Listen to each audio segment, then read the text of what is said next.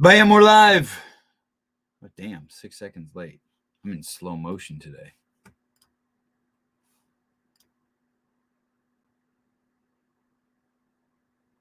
I have fallen behind. I have been overrun by messages.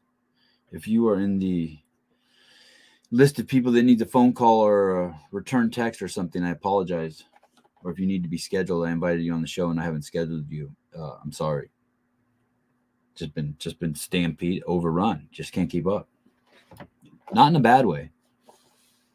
I got this for my birthday. Judy Reed sent this to me. I swear I can't believe I have a Trump hat. That's wild to me. Absolutely wild.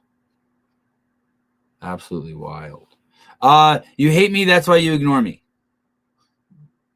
You sound like one of my kids. That is not true. I don't know if I hate anybody. I'm trying to think. I don't think I hate anybody. I don't think. Give it time. Maybe it'll pop up. I don't let my kids say that word, hate. I was thinking about Jamie Simmons' husband, Elliot, who was on the Coffee Pods and Wads podcast last night. I was thinking about what he said about why I have a sponsor from a banned substance. And I guess the presupposition there is he thinks because something is banned. Oh, the mic is weird? Thank you. I'll fix it. That's because I was hanging out with the boys in the studio. I think I don't understand the question. So I apologize to Elliot if I have to read into it, right? Why would you allow a banned substance in CrossFit be a sponsor? Referencing California peptides. Oh, I think I should need to. I don't even have the right floor up. Let me see. I have the Sousa show. By the way, if you are interested in peptides, capeptides.com. They keep the lights on here for sure. And then if you want to know how to use peptides, Andrew Hiller has tons of resources on his YouTube page.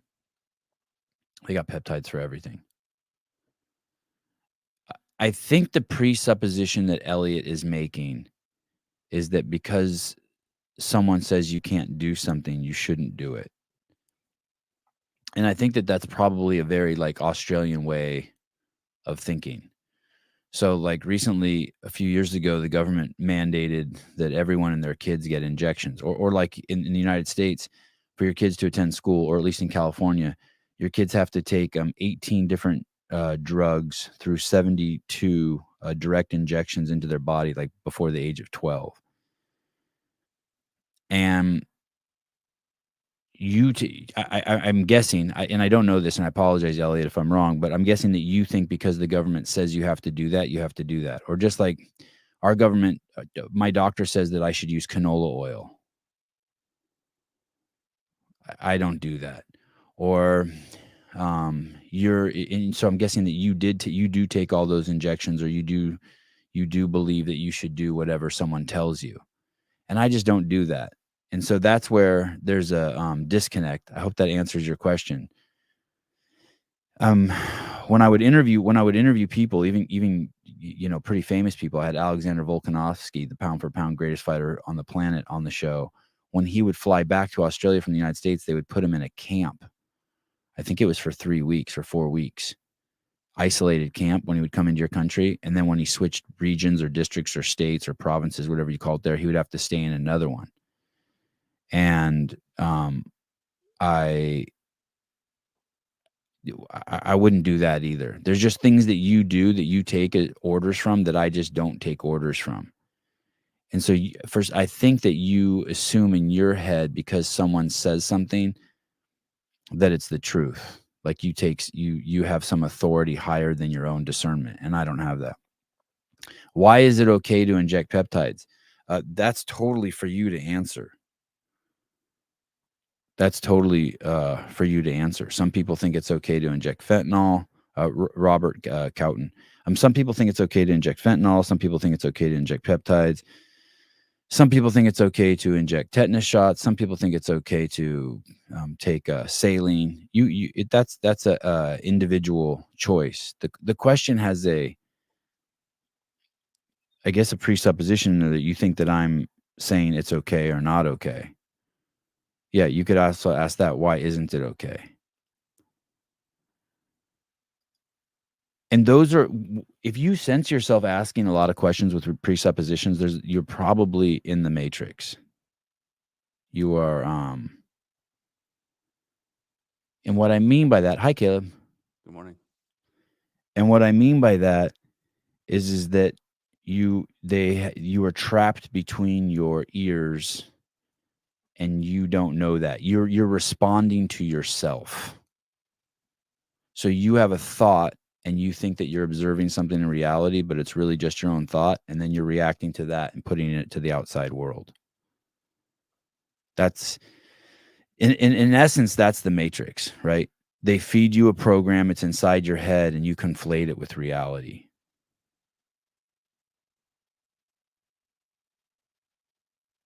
And so,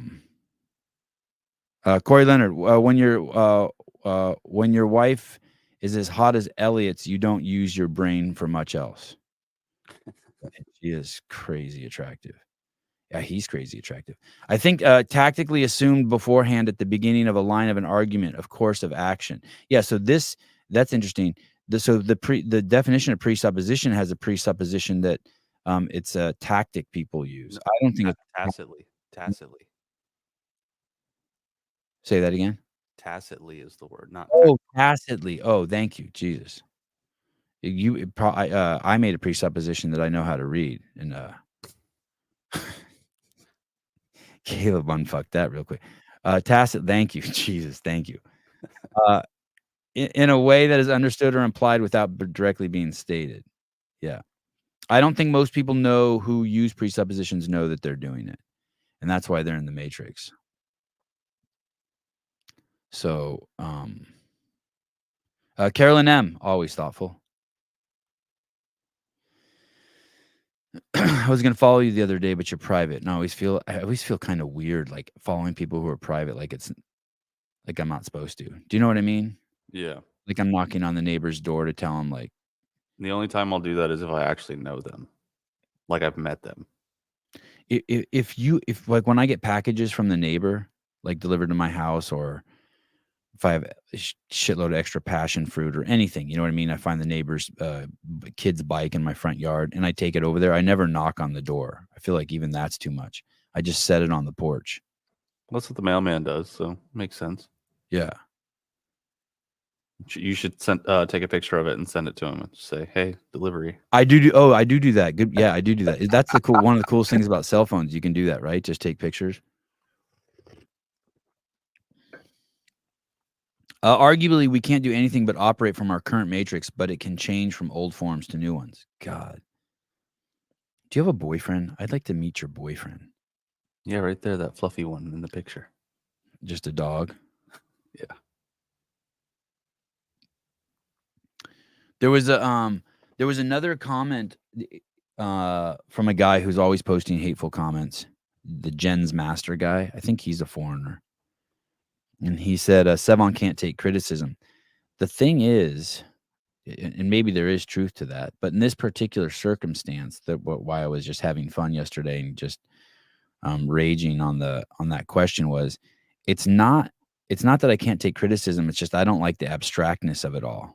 Like, I really, and it's good that the takeaway is that Sporty Beth has more balls than most people, because she was like, I don't like him because, and she just said it. And for whatever it is, it's like this Trump hat. It's so scary and so triggering to people that they're not even like, they just are just, Judy sent this to me. I was gonna say, how did you get that? I know, crazy, right? I'm not appalled by this hat. I'm just appalled that you have it. It's amazing that I have it. I can't even believe I have it. My hand shaking holding it. I didn't even know that they made those. I can't find one anywhere. Not that I care either way, but it's that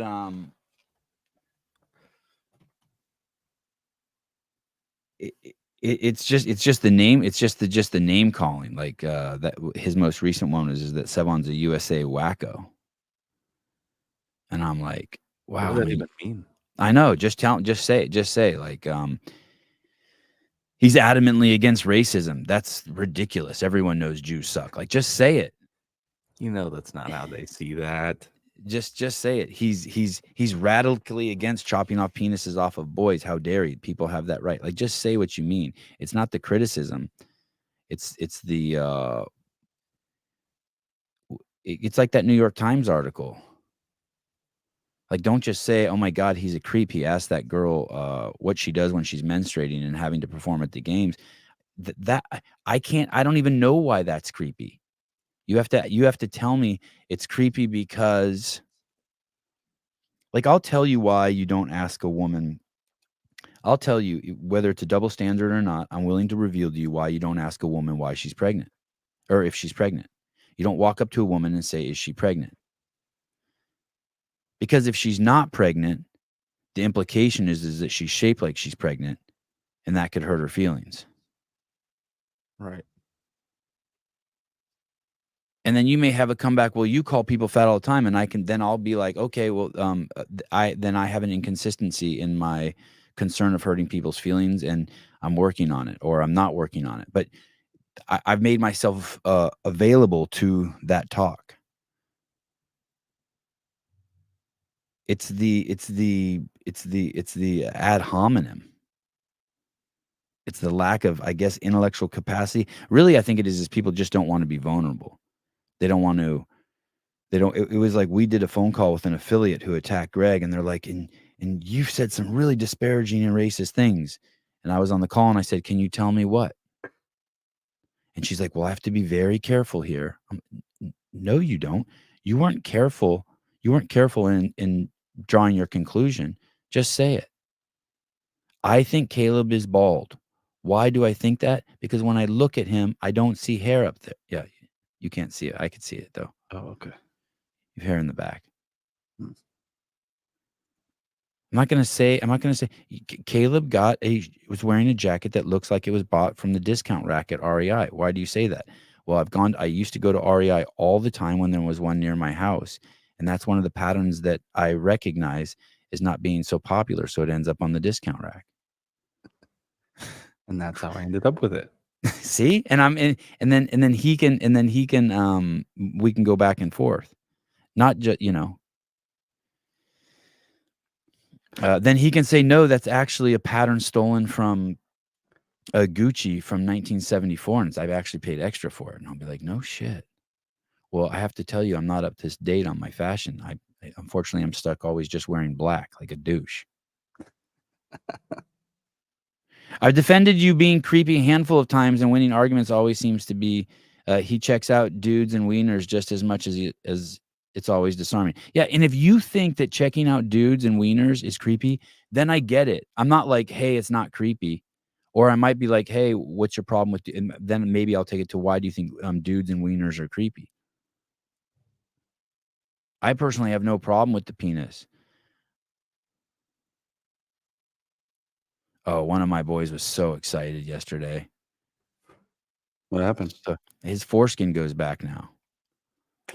That's like a Rite of passage? yeah, totally. I know you Americans don't know that. But it's like a rite of passage. He was so excited. He's like, "It goes back now." I'm like, "Awesome." You teach him how to clean it? All that stuff. I'm a fucking dad.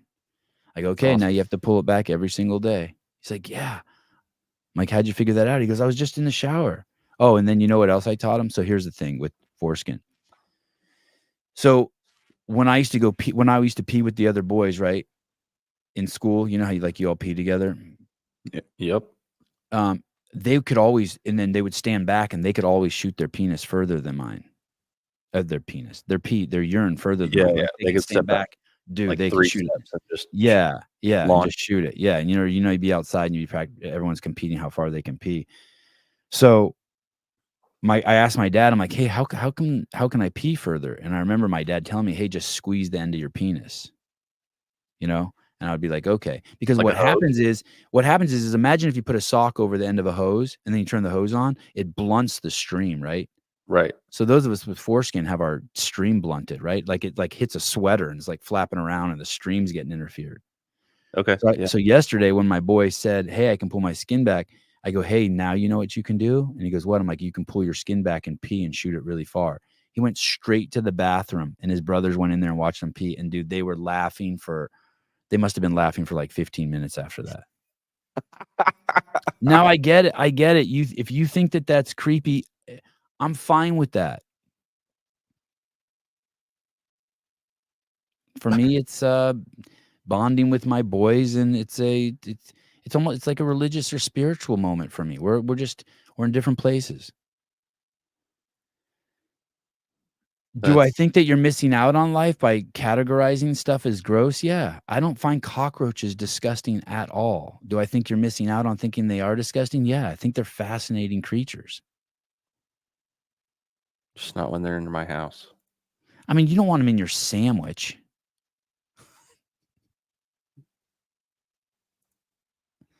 Um, so speaking of weird things, you know, I spent a lot of time in Africa. I probably spent like, I don't know, a year of my life in Africa, in and out of Africa. And I saw some pretty wild shit. And one of the things you would see there is I'm trying to think what country this was, if it was like Mozambique or I can't remember where it was, but the boys there would put smoke in holes in the ground, and then mice would run out, Oh, yeah. and then they would catch the mice and put them on sticks, stab them and put them on sticks, and then you hold the stick up like this. You probably can find an image of it. Oh, maybe it was Malawi. Maybe it was Malawi. I don't know. Oh, that's a great picture of you, Audrey. Oh, Maybe it wow. was Malawi, but they hold the sticks up on the side of the road with all the mice stacked on them, and they have everything, though. They have, like, scorpions stacked on sticks. They have, like, everything stacked on sticks, and then you stop and you buy it and you eat it, and you basically just eat it raw. You just eat it raw. I saw a picture. Yeah, like that. Yeah, totally. Oh, I didn't that's classy. The ones I saw weren't like that. Yeah, wow. Anyway, and so they stand on the side of the road. So, you know, like, in California, like, there'll be just Mexicans on the side of the road selling, like, oranges and shit and strawberries, and you can just stop and get them, right? Or cantaloupe or something. Or Elote. like when I would go to the beach in Newport Beach, a Mexican guy pushes a cart around. I don't know if he's Mexican. He's some Latin. And he's walking around, and, they have, fruit in, oh, Mice on Sticks, film 4. Oh, yeah, Wow. there they are, yeah. No shit. And those ones are cooked. Yeah. Sometimes they're not even cooked. Oh, and he, like, rips the head off and then eats it. Yeah. Holy hell.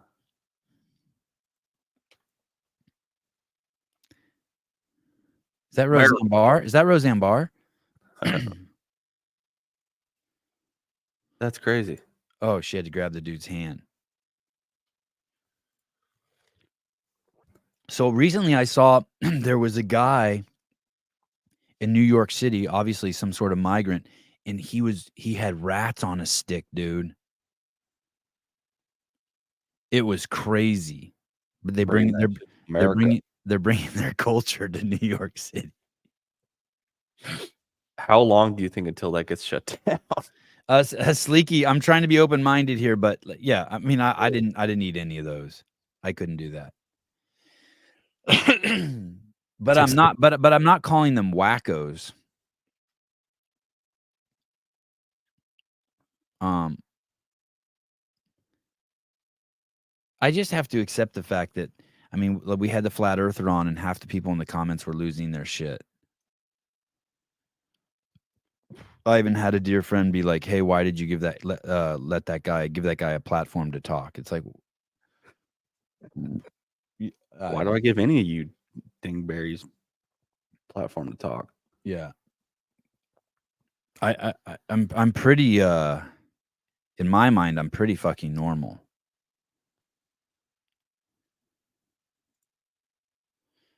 I, I don't think the question is why do you go barefoot? I think the question is why do you put on shoes? If you were punching yourself in the head and you said to me, why aren't you punching yourself in the head? You guys would think that that's a crazy question.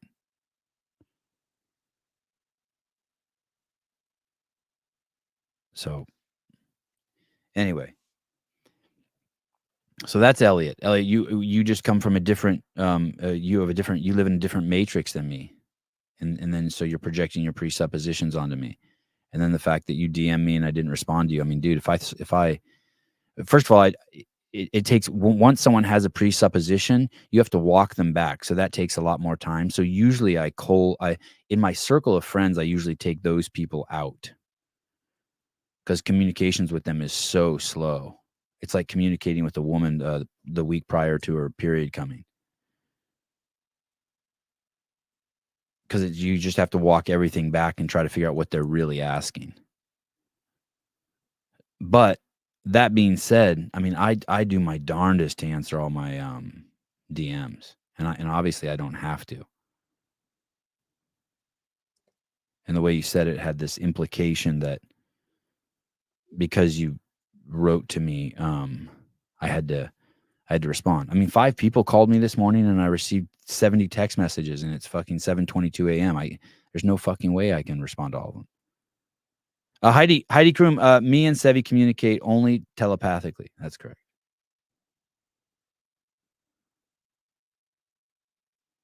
I've eaten that stuff. I can say I've never had Impossible Meat or Beyond Meat. When I was in college, I used to eat all that fake meat shit. Really? Yeah, fake crab, fake meat. Have you ever seen how fake crab is made? No. If you see it, you'll never eat fake crab again. It is disgusting. Yikes. They had Beyond Meat at the burger truck that came by at Greg's. Oh, they did? I don't think a single person got it though. Juanita, wow, look at that picture. Oh, she's doing the shiki, shiki, shiki, shiki, shiki. Shiki, shiki, shiki, shiki. Sevi kills it, always responds to my DMs, Juanita. Well, I have a filter that filters out all of the Latinas. I always answer them first.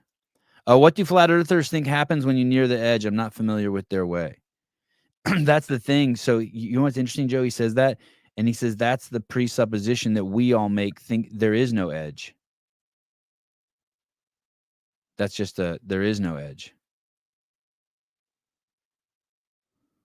Because you're bringing your, what's it called? What are we called? The people who think it's round? Globalists? Globists. Yeah. Globist, yeah. It's because you're a globist and you're bringing your globist presuppositions to the argument. It's not just like a flat disc floating in space. He explains that. You asshole, Joe. Hey, and here's the crazy part, Joe. I'll say this too about flat earther. At least the one we had on. The premise is that we're surrounded by a giant ice wall, and that on the other side of that ice wall, there's just shitloads of more stuff, right? It just goes on. There's way more land than we think. And it's basically we're kept in here because of limited resources. So the elites are on the outside of the ice wall where there's way more resources. And so they keep us in here with limited resources. The whole thing goes around resources. It's like multiple universes, but we just can't get outside of ours. Yeah. You have to get over the ice wall. Sevan ignores my DMs because I love Brian. No, I love Brian too. Listen. Do you guys want to hear the Brian story? Does someone want to hear it? I'll tell you the Brian. I'll tell you the Brian story. You guys want to hear it? And his story might be different than my story. I'm going to try to tell it very, very broadly. I'm going to try to tell it very, very, very, very, very, very broadly.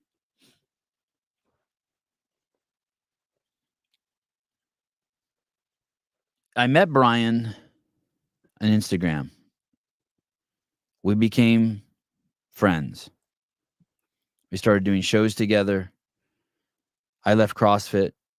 He's very passionate about CrossFit, all aspects of it, coaching, the games, everything. Then when I came back and started making content again, from 2000, 19 and 20, I was just put on ice. I worked at CrossFit, but I was just put on ice. And then when I came back and I started the podcast, I invited him on the show. And I say this with zero humility.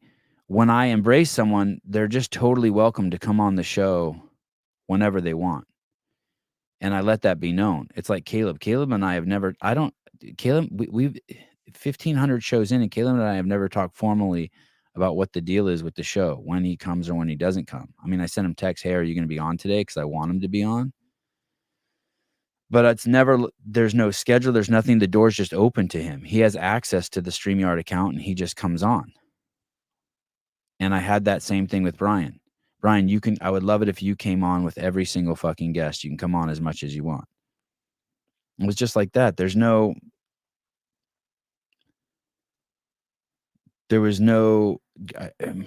you could call it, there was no organization, or I just have faith, whatever you want to call it. And so, let me see. So he was welcome to come on every single show, and he knew that. I think, and he knew that, and he did come on a lot of shows, and there were a lot of shows he didn't come on, and he would tell me for a variety of reasons, a handful of reasons why he couldn't come on. Either he didn't want to be with the guest, or he had coaching jobs, or it was someone's birthday, or he had disc golf or something. But he would be like, hey, he would just tell me, hey, I'm not coming on the show. We had great open communication. I'd be like, okay, you can come on every single show. Then at some point, he started letting me know that there were people, and I would always encourage him to. I was really excited because he would do morning morning. There was a morning chalk up shows. Is that still around? Morning chalk up? I don't know. I think they're like Barbin now or something. And he would do Lone Ranger shows. And he would just do other shows. There were a handful of other shows he did. And I was really excited that he would do those other shows, because then when he would come on my show, I thought it added validity to, I wanted him to be big. The bigger he was, the better it was for my show, right? Here's the guy. He goes everywhere. Like, I was so excited. I was super proud to know him. Like, excited. I was excited with what he brought to the show. I'm so excited for Taylor. I'm so excited for Sousa has his own show. Like, I'm so excited to see the Heat One app grow. Like, when my friends grow, I grow. I'm pumped. You know what I mean? I'm so excited for him. He's fucking everywhere. He's the man. He undisputed. He had the mantle. And every show we did, they were all big shows, huge shows for the show. 10,000 views every show. 10,000 views on YouTube, 10,000 views on iTunes. They were great shows. But then what started happening was he was starting to let me know that there were concerns coming from the outside about him working with me. So every once in a while, but on a regular cadence,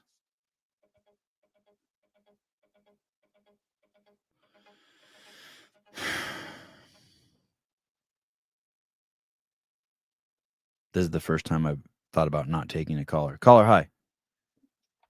Caller? Hello? Hold on, caller. Hold on. Jesus Christ.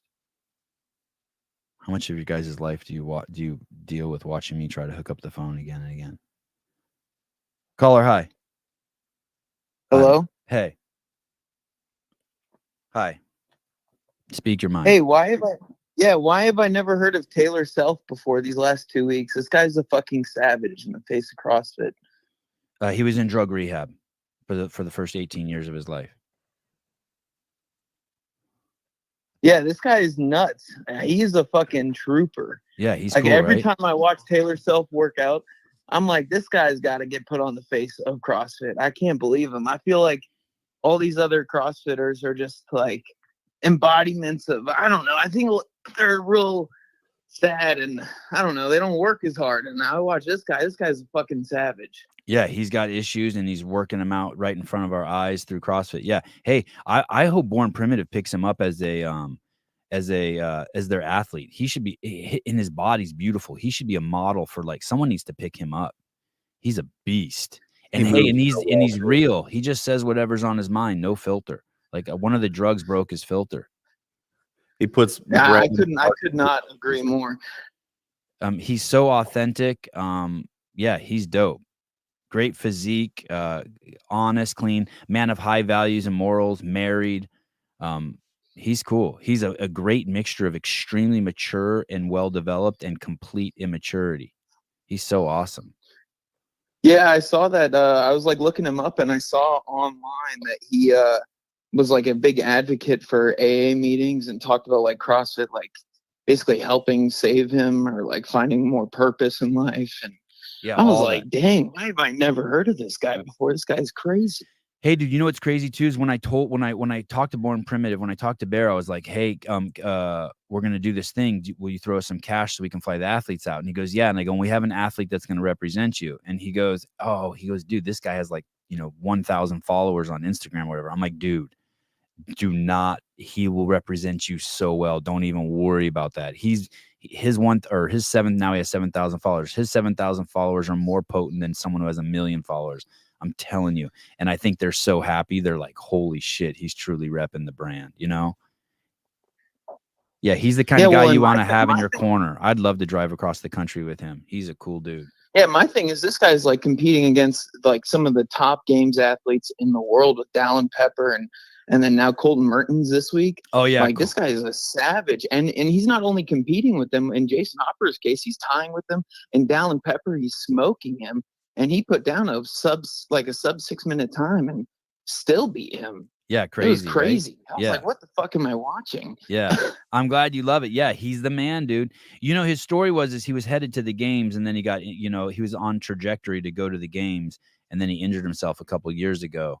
And so he had a bunch of surgeries and he's healing his knee up. But in the meantime, he started a Sentinel training program. Yeah, and he's just getting back in the game. He's great. Also, side note, this Matusian tooth powder. Is that stuff actually legit? Dude. Like, should I go out and get this stuff? Dude. Because I keep seeing ads about it and like people talking about it. Dude, it is so... I don't know if I want to keep getting that fluoride stuck in my mouth. You know what I'm saying? Dude, completely legit. It's a must. It is a must. It is a must. You will never go back to toothpaste again. You will realize, just scratch the surface and do a little research on toothpaste and fluoride, and you'll see we've just been all duped. We're just tools of the man. The Matusian's the shit. I highly recommend it. You'll never go back. What's with all these people talking about you asking if you're good for CrossFit? You're like one of the reasons why I'm into CrossFit. I know. I'm the greatest thing that ever happened to CrossFit. I know. I could not agree more. Actually, I don't understand why these. I keep seeing on YouTube all these headlines. Is Sevan good for CrossFit? And then Danielle Brandon clowning or making jokes and stuff and bitching as always. Oh, I'm going to tell you something that no one knows. You ready? Danielle Brandon is she's my daughter. All right. I'm serious. And we're just going through some father-daughter shit. We're just having a hiccup. It's just a hiccup. And it's a little embarrassing that I'm fighting with tell her to get on that Born Primitive shoes, man. Drop the rads. I'm just I'm happy for her. I hope the rads are paying her a lot of money. I want her to be successful. And we're just fighting. It happens. She's at that age, you know what I mean, where she wants to spread her wings and I'm a controlling father and I'm just struggling with her. She's a powerhouse. All right. I'm just glad she's not into drugs and wild fornication. So I should be proud of her. I guess. Yeah. All right. Well, thank you for calling. All right. Bye. Bye. I can't believe this show is full of all sorts of new information. Caleb, can I bring you back on, or you don't want to be on with me? I see you down there. Oh, there. I don't know. My camera just died. Oh, I can see you in the other. Oh, look at this name. Wow, this is a trippy name. How are you doing, my friend? Hello. Hey, Sevan. Hi. I was Hey, Sevan. Hey, making Caleb. fun of your name. I hope you're okay with that. Yeah, it's Rakesh. How are you doing? You do very well in the mathematics. You're a very smart boy. Yeah, I'm a mathematics graduate, so I would like you to go to medical school and make the family very proud. nah, I'm good. Okay. I'm good. I have a quick question for you, Sevan. Okay. So I've been reflecting on the dynamics between Dave Castro and the Oh just the shit! You general really feedback. do have an accent. You really do have an Indian accent. I do. Yeah, I don't put on my American accents. So. God, I love you. You need to call in regularly. Holy shit. Okay, go ahead. So I've been reflecting on this dynamic between Dave Castro and just the general feedback from the community concerning the game season. Like he was on the weekly shows where he answers questions and all that, right? So it's clear, we all know that CrossFit as a methodology is, and its community aspect remains unchallenged. I mean, I don't think anybody argues that, and everybody understands it. Yet there seems to be a disconnect when it comes to constructive criticism, during the games season. Now, CrossFit Games, as everybody knows, is a subset of CrossFit, right? It's not CrossFit. We are using the CrossFit and we created a sport out of it, and that's what we are talking about, and that's what the game season is all about. Why do you think Dave tends to take a defensive stance regarding his team's decisions?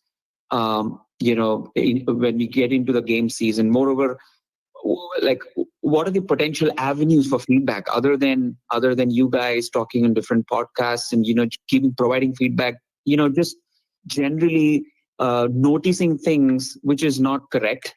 How do you confront, or how do you provide this collaborative, or how do you foster a more collaborative and less confrontational exchange? What are your thoughts on like creating this constructive dialogue? And I think you guys, Coffee with Pods, or others are the only avenues through which these feedbacks can be reached out to him. Otherwise, what are the other ways to to give this feedback from general community to the games team or CrossFit Games team? Let me just say one thing really quick. So it's interesting going back to about CrossFit being a sport. Here's the thing. What CrossFit is it's timed workouts. Mm-hmm. And so soon as you put the clock there, there's competition. So it's not so much that they're separate. That's one of the things. It's a really fuzzy, blurry line. So I just want to be clear there. It's not like there was CrossFit and then we turned it into a sport. It's not like, hey, I was running out to get the newspaper because it was raining, and then all of a sudden I had this idea that we should turn into a sport. It always had the sport built into it by the nature of us being human beings and the fact that you put a clock to the workouts, right? I'm stealing that basically from Greg, right? So he knew when he put a clock on there that inherently one of the characteristics once you put a clock to something is that it is a sport, that you can project sport onto it. So there's that. Then the other thing is I'm not sure what you're talking about exactly in terms of working together, but I love the fact if we said we didn't like the taste of Coca-Cola would start working on a new Coke for us. Right? If we said the fact that we didn't like white people, the government would start kicking white people out of stuff.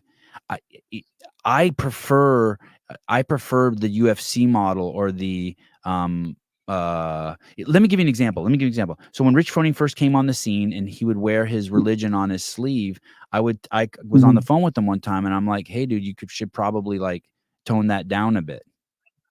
And he didn't say yes or no, but he never toned it down because he stayed by his values and his morals. And in the end, flashback now 15 years, I love Rich for that. He's taught me so much about staying with his values. And so I like the fact that we're involved in a community where it's an international community, it's owned by private equity, and yet there's still a guy there who'll be like, fuck you guys. For me, that's the charm. It's the realness of it. It makes me feel that I'm not just part of some fucking consensus, that the company still does actually have values and beliefs and stands for something. And so I don't need there to be more collaborative. I don't need them to change. You know what I mean? Like, I like the fact that they do if let's just say they did something wrong, and then we criticize it, and then they say "fuck you," and then they still go back. They're people there, and then they think, okay, maybe we should make some changes. You know what I mean? They're not stupid. And so it's like, yeah, I don't see it. I see it the opposite. When people are like, Dave's soft, he can't take criticism. I see it the opposite way. I see it as, oh, Dave's a badass. He's not like grabbing his ankles like the rest of these corporate goons. I mean, like, okay, we'll work to have more Asian people as judges. You know what I mean? It's like, fuck you. We couldn't find any Asian judges. We just picked the best ones. I just like that. And so I hear what you're saying, but for me, it's a feature or a facet of the community that I like. Yeah, I mean I understand that, and I'm just looking forward to the next show by Dave, where he will address the leaderboard issues. Even 24.2. Right. It'll be. I mean, right. Yeah. Think of that. Even the fact that he addresses it is so cool. Like, I just go big picture, and cool. I'm like, cool. Yeah, I'm like, fuck, this is great that he'll fight with us on YouTube. Like, I just love it. I absolutely do it. And hey, dude, here's the thing too. I just keep imagining, what if he's gone? Yeah. That is another thing. Yes. That would suck. Yeah, we felt that for 2 years. So yeah, that would suck. Yeah. Absolutely.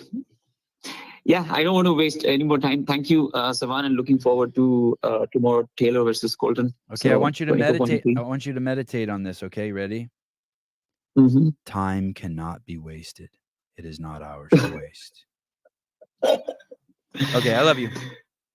All right. Thank you, Sevan and Caleb. Bye. Later, dude. So then Brian started getting feedback from outside people, making it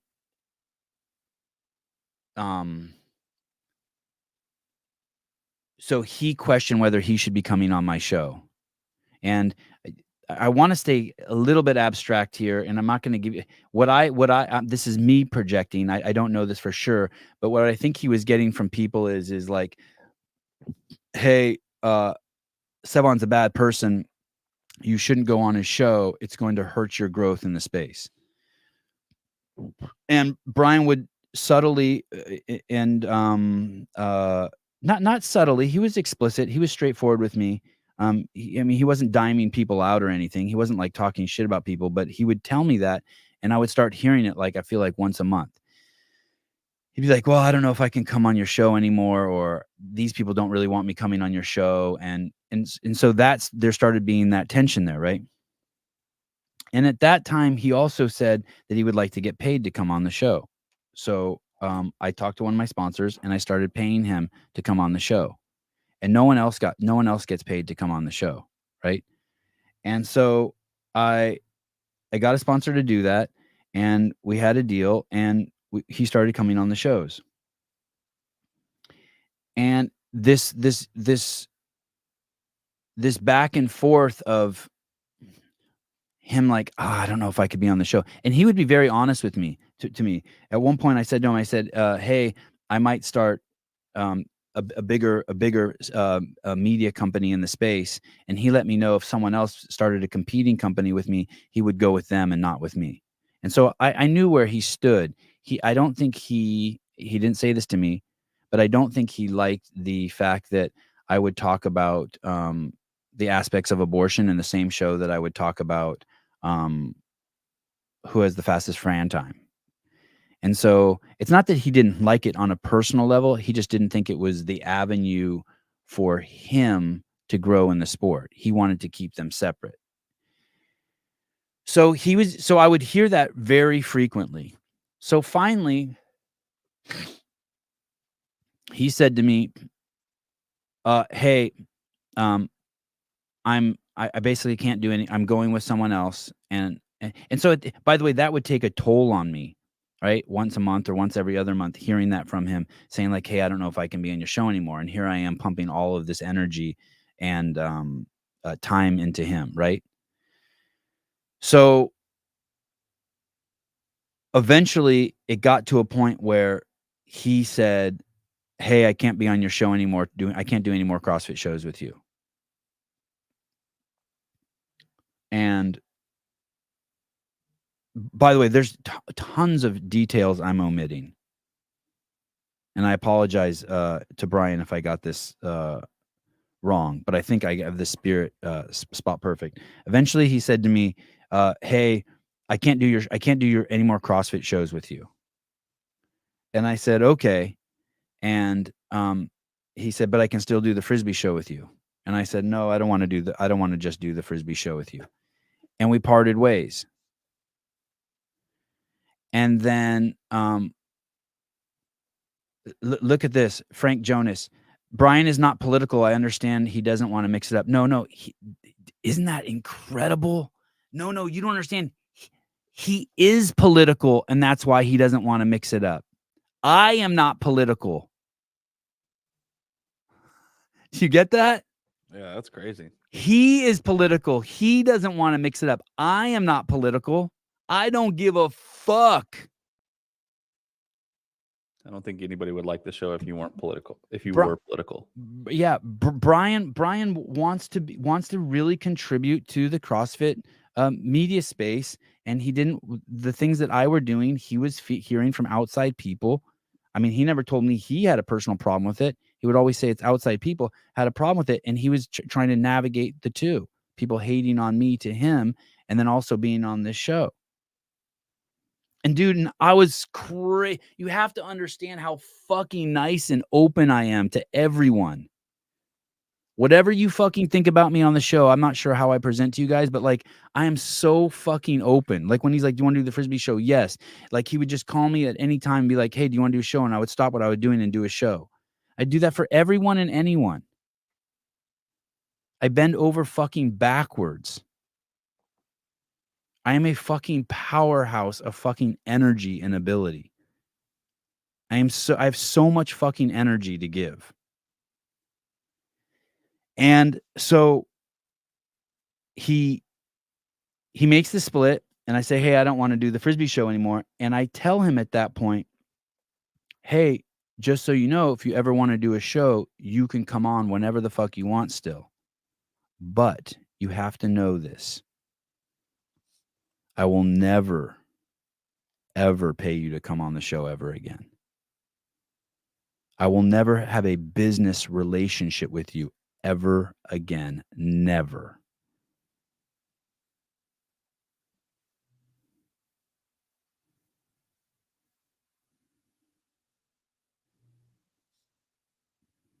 Yeah, navigating sounds political. Yeah, he was navigating the politics. Oh, look at Frank Jonas. You are extremely political. He's there for CrossFit. He doesn't want his political views clouds people's opinions. Dude, you're not looking at it right. You're in such denial, Frank. Maybe we need to define what political means. Maybe we need to define what political means. No, it has nothing to do with election concerns. That's not politics. You and I have a different definition of politics. That's what it is. I apologize, Frank. I was about to fucking go off on you. Relating to the government or public affairs of a country. Relating to the ideas or strategies of a particular party or group. Yeah, that's it. There it is. That second definition. Relating to the ideas or strategies of a particular party or group. I'm not doing that. He's doing that. He's concerned about the parties and groups in the CrossFit space in order so that he can accomplish his goals. I am not. You don't understand what political means. We just showed you the definition. I don't think you understand what political means. Yeah. Yeah. Oh yeah. You don't understand what political means. Dude. All right. Fine. Okay, fine. I don't understand what political means. Anyway, so he was navigating politics that I don't have to navigate. How's that? There you go. And so he was having to navigate politics that I don't have to navigate. And so he chose that path. And then after a month of being out, he wanted to come back in, but he wants to get paid again. And at that point, you have to also remember, I'm leaving out nuances and stuff, but at that point, I was never mad at him. I was never angry at him. I was never like, hey, you made the wrong choice, or I resent you, or it was strictly it's strictly a resources thing. I put 2 years of fucking resources into the guy, and I had to I have to handle his schedule and his desires and all that stuff. And I enjoyed it. I'm not complaining. But after 2 years, when he's being so heavily influenced by, he's so determined to, I'm going to say it more positively. He's so determined to get to where he wants to get that he made that decision. And the door closed behind him. In terms of, I'll never pay him again, never want to do business with him. And then there were some other nuances that occurred. And so that was that.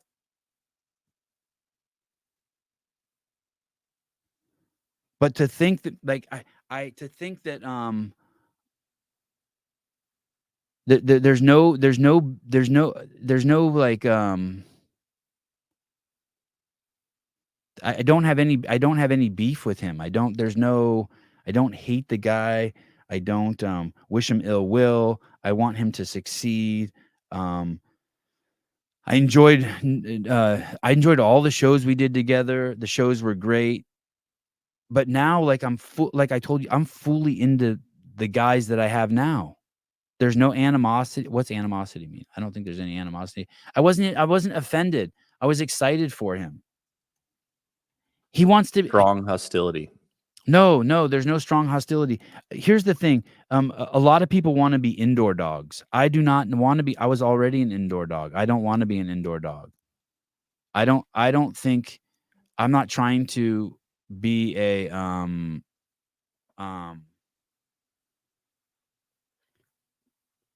not I'm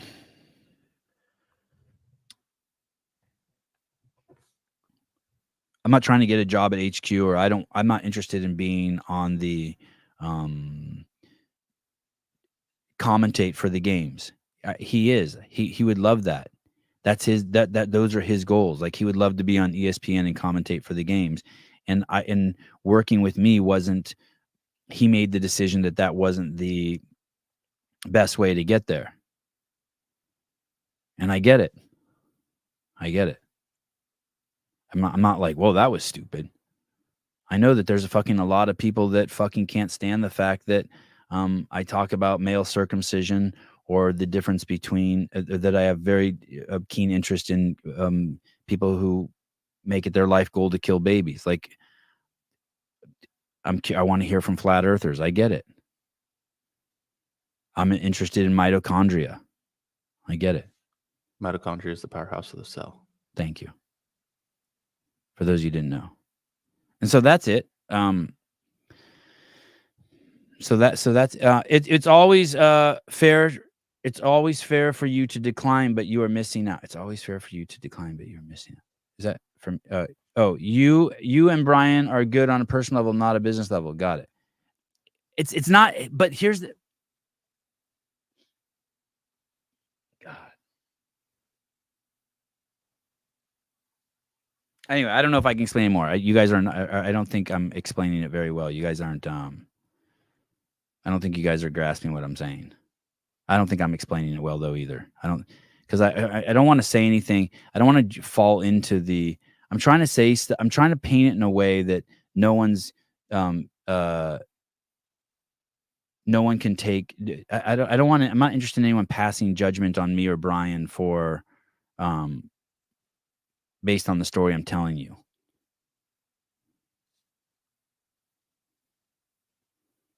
Well, I want you to pass judgment on me. I don't want you to pass judgment on Brian. I guess that would be a better way. I want you guys to leave the story and be like, holy shit, that really is true. Sevan does really let everyone come on, and he's really open, and Brian chose a different path.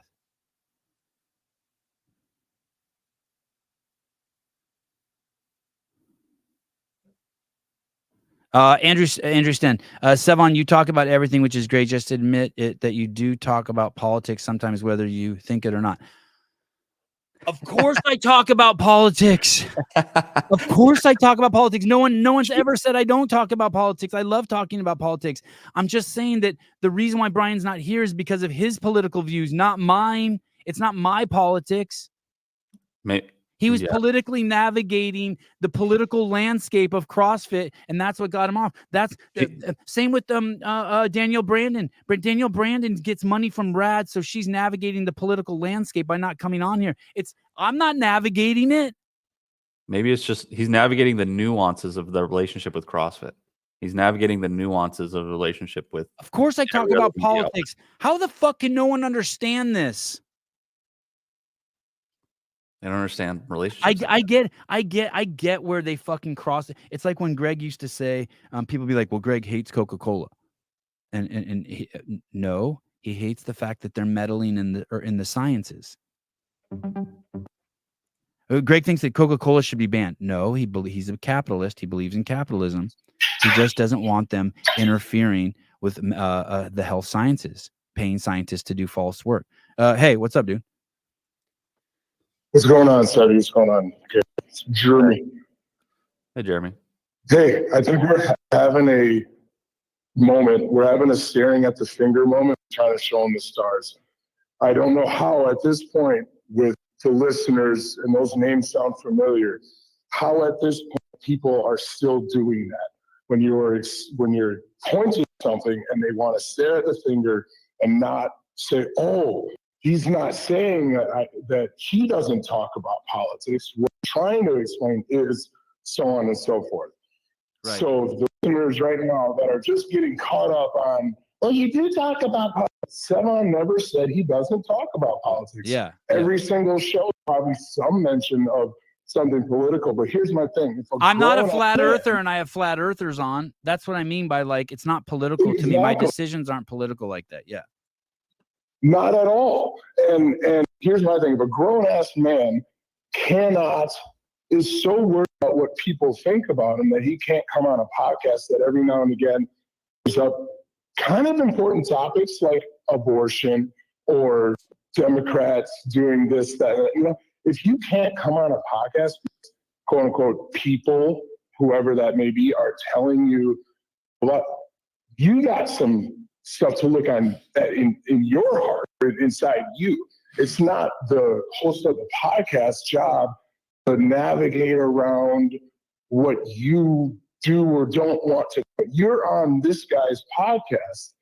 If he brings up something that you don't know about, guess what? You don't have to say anything. You could just or make a joke or maybe actually here's a novel idea. Tell us how you feel about these issues. Some of this stuff is a little bit more important than CrossFitter who had the fastest time at the lowlands throwdown or whatever. Like, we respect Brian all that shit. I know I do. Like, Jeremy, why is your audio so bad? Why is your audio so bad? Are you in the bathroom? Are you in the shower? Well, my voice sucks right now. Let me try this. Is this better? Yeah, a little bit better. Yeah. That crazy ass flu or cold or COVID or something I've been fighting for the last week and a half. But anyways, yeah, I don't know. I got a little fired up there reading these comments and seeing people stuck on stupid. It's like, guys, get with the program here. No pun intended.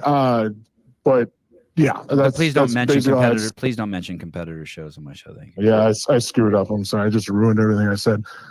Okay. But yeah, thank you. Like, you want to come on a podcast that you don't agree with everything the host says. Well, this host kind of made you who you are, and so you kind of you're kind of indebted there. I don't guess what, man? Be a man about it. Right. I don't want to attack Brian, and I don't think he has issues with the things I talk about politically personally. I mean, I don't know that for a fact. And he made the choice. I didn't make the choice. And so I don't really need it. And so once he made the choice, I'm just putting energy into people. Like, that's why I'm putting so much energy into John Young and Spin and Andrew and just whoever, the people in my sphere, Caleb. I put energy into the people that I know that it's a good reciprocal relationship that I feel has the highest value. And I only have so much time and energy to give. So I want to give those people space on my show. It's like I said yesterday, I could probably invite Josh or Jason on to come on these Taylor Self versus the World and maybe double my views. That's not what I'm doing here. I'm not playing politics like that. I'm just not doing exactly. That. Yeah. Exactly. Yeah. Exactly. I And then the thank last I thing thank was- John once a week. Oh my God, dude, you're my fucking rock. Thank you. I mean, And I I was believe going it. to say, like, think about that dynamic with just John in specific, who is a clear follower of Christ, a believer, and then he comes on a podcast very regularly from a man who says he doesn't really believe in God and this, that, and the next thing. I mean, if John took the root of Brian, he would never come on your show. You're like, oh, I'm offended every time you say that, or it's blah blah blah. But from what I see, John doesn't play that game, and he understands. Sometimes the host is going to say that I disagree with. That's life. That's how it goes, dude. So, anyways, Thank you. That's my rant today. Thank you. Love you, dude. See you Love guys. you too. What gives me the pleasure of having you on, Mr. Hiller? I had Look, to your insert skin looks that for- beautiful. Your skin looks beautiful. Yeah, because there's sunlight out right now. It was Oh. all this computer Oh. light yesterday. Yeah. Did you want to say something, or are you just hanging out? I wanted to show exactly what you were talking about earlier. I have access to StreamYard, and I can jump in whenever I want, and I don't. Oh. I don't take money from you. Yeah.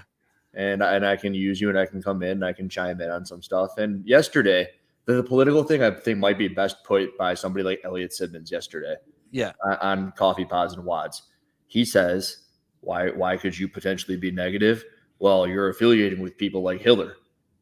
Brian didn't want to affiliate with people like you at one point in time. I don't want to be on those shows." Right? That's political, because people like Elliot Simmons are going to say some crap. Right. That's playing politics. Yeah. You know who doesn't play politics? Froning. Right. Just goes wherever he wants, whenever he wants to do it, which is right. Now, if you're avoiding something because of somebody like Elliot Simmons' opinion, all of a sudden you're being political.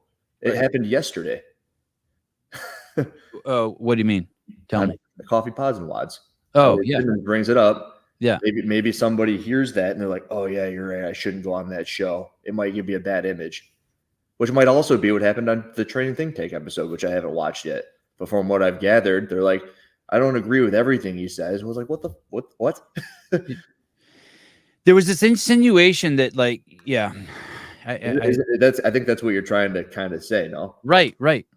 By the way, that is funny. By the way, I had no idea Hiller was coming on. That's his point. I get it. I think that's awesome. Sevan, you have a filter and focus on CrossFit when you interview athletes. So why not do the same for Brian if he has? Dude, I'm telling you, for 2 years, he could have done it all. He could have come and gone whenever he wanted. I'm just saying, political.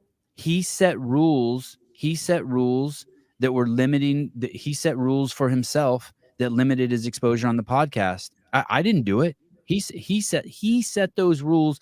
I accommodated as much as I fucking could, and then finally he broke away. He's like, "Okay, I can't take it anymore. Basically, I have an offer over here. I'm going over here," and he was gone. That's it. Just think of it as an employee who would come back and forth, like who's always changing their schedule. This week they can work Saturdays and Sundays. Next week they can work Tuesdays and Thursdays. And then finally they're like, "Hey, you know what? I can't work at your bar anymore because I'm a Christian and I don't want to be pushing alcohol." That's what Brian said to me. And I was like, "Okay, I get it." And then when he comes back and he goes, "Hey, I want to work at your bar again." And I'm like, "No, you can be a customer, but the door for you working here has closed." And he doesn't want to be a customer. But But it's not even really a customer. But you're not paying for anything. I'm not paying for anything. And then when he says, "No, he's not. I'm not going to allow. I'm not paying Brian ever again. I'm not going to do business with him ever again." It's but like the thing is this: for free, but he got tips. For him, he knows he hasn't been on the show in 5 months. And for him to open with, he called me yesterday, he texted me yesterday and said, "I offered to come on the show." It's like, dude, there's no fucking, like, these are the biggest shows of the year we're doing, and you're just gonna come in and do the show. Like, this is what I'm thinking. He doesn't think that. I'm not saying I think Brian's just completely oblivious to it. But there's only 3 squares over there. Who am I gonna push off? John Young, JR, Andrew, Tyler? It's like, these dudes have been helping me while you made your decision. Hey, dude, you've been running up Mount Everest for 3 years, and he took a helicopter to the top, and he goes, "Hey, I'm going to finish this with you." Yeah, it's like, but you have to understand, I'm not mad at him for it's just I'm not mad at him for it. You guys just I'm not mad at him for it. Sevan, if you have if he's not asking, by the way, he's going that's not it at all. And I also think that for him to say yesterday, when he gave those numbers out about the show, he said last year it had 130, this year it had 117 this week. First of all, that's not even close to right. But the second thing is like, I know how he operates, and I know what he's probably saying to himself. Oh, you did better when I was on last year. I don't even know if he was on last year, but that's how he operates. And I'm not fucking with that. Frank Jonas, Brian is most likely aligned with your political views. He chooses to separate it from his business life. Why is that an issue? That's not an issue.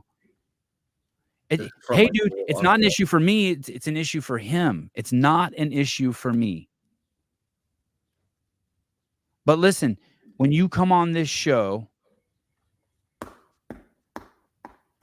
it's still my show, but it's not an issue. There's no issue. There's no issue at all. Dude, I love doing some of my favorite all-time shows are the shows I did with him. But I'm not putting any more energy into that. I'm not putting any more energy into the fact that that he has goals that make it so that this show is waiting for him. I'm not doing that. I'd much rather support the people who want to go full steam ahead. Glee, someone explained it earlier well, and Sevan basically said this last night. This is the Sevan podcast, and just happens to talk about CrossFit a lot, but it's not a CrossFit podcast. Yeah. My minivan, I get why you think it's a Toyota Sienna, but for me, it's something totally different. It's a vehicle for getting my kids what they need in life. I get it. And I'm not saying that you're wrong. It pulls the foreskin back on their penises. Yeah, the Sienna pulls. No. Nice try, though. I like the way you tried to integrate that. Yeah. I just want to pee further. Adam, why? Yeah, exactly. Why does everyone not understand the different use of the word political? It's a scope versus focus. There's people that see the world like this and they can't pull out. It's a very difficult thing to do, by the way. I mean, when you can do it, you don't think it's difficult, but when you talk to people, Sevan doesn't talk about Trump or abortion when he interviews Kerstetter. He just refuses for Brian. It's ego. Simple as that. He just refuses. How dare you?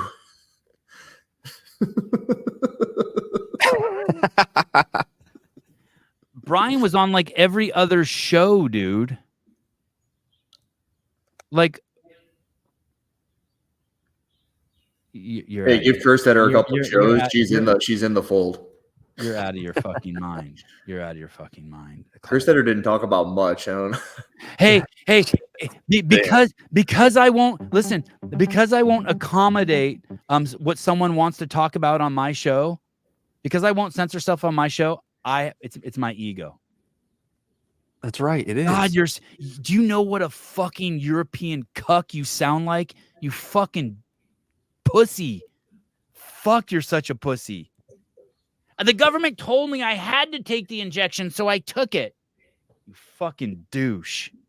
You gotta remember, this is your living room everyone's hanging out in, and they're like, "What do you mean you have a sofa and not a recliner? What's wrong with you?" Yeah, you knew I was coming over, and I love recliners. That's just all ego on your part. Rearrange this. Your TV's too high. It needs to be eye level. You're a pussy, Clive. Call her high. Hey. Hey.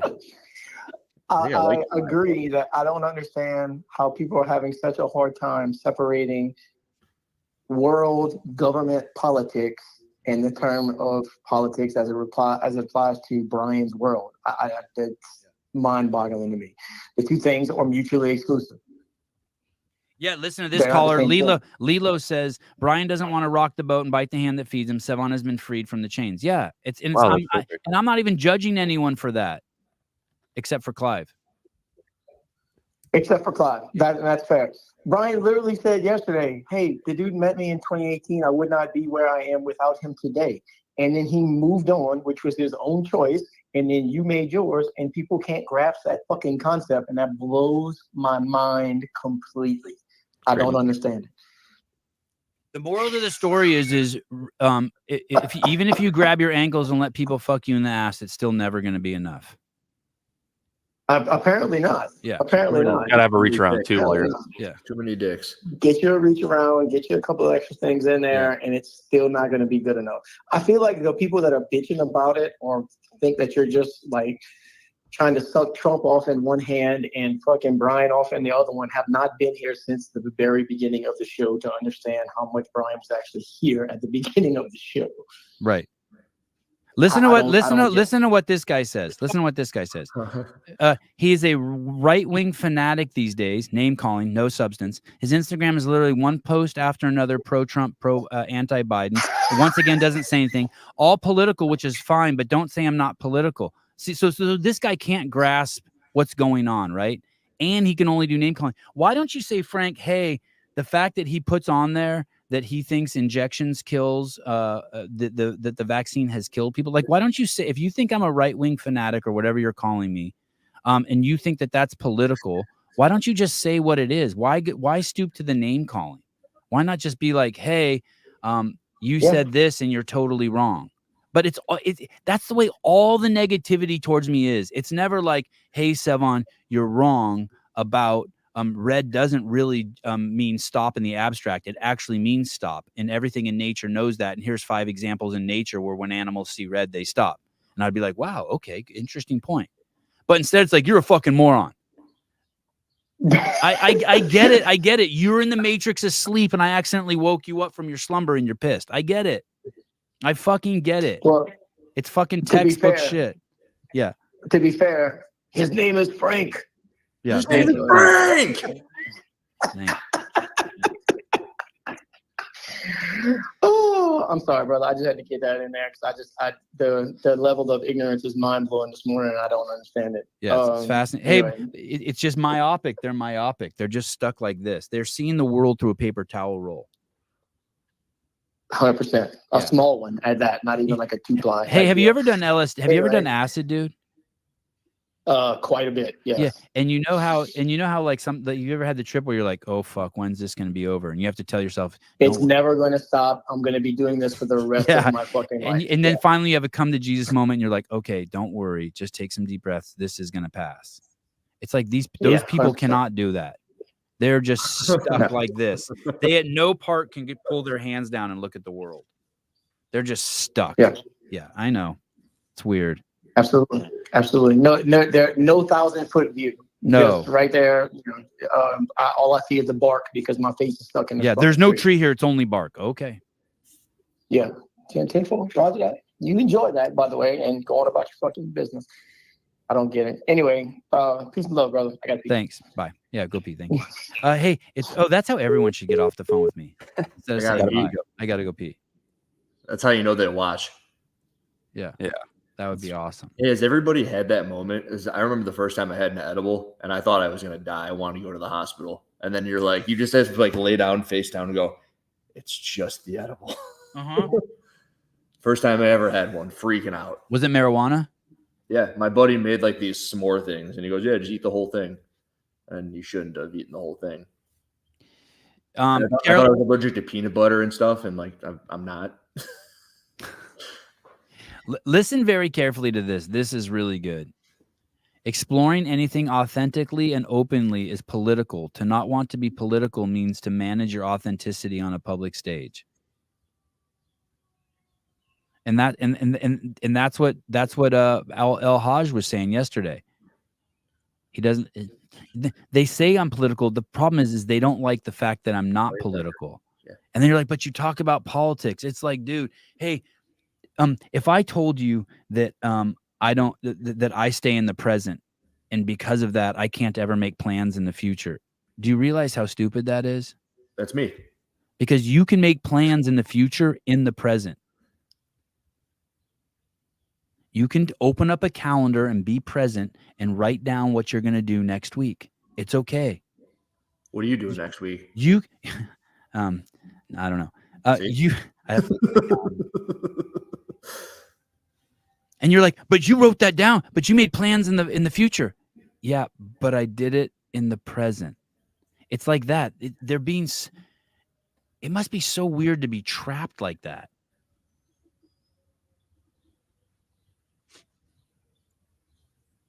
I guess it's when you're trapped in a world of, you know what it is you're trapped in a world of nouns, and everyone's like a magician, and anything they say you just believe. Like I could point to a tree and be like, that's a chainsaw, and everyone in Australia would believe it. Like It's you're like this group dropping of out people. of the CrossFit season because of your mental health and not because of your current location or the. Oh yeah, totally the reason. It's not. It's totally the reason people are so dumb. And I'm okay, by the way, if someone says this is a CrossFit podcast. I'm just telling you like how I see it. I'm like, you can do whatever you want. You can say whatever you I want. got 10.5 rounds. Oh yeah, totally. The judge, Mia Hesketh is the one who judged you, not. Jason Miller, people erroneously think abortion is political when it's just the people made it political. Another great example. If you're thinking about it politically, and I mean this with peace and love, you're a fucking moron. You're missing the entire fucking point.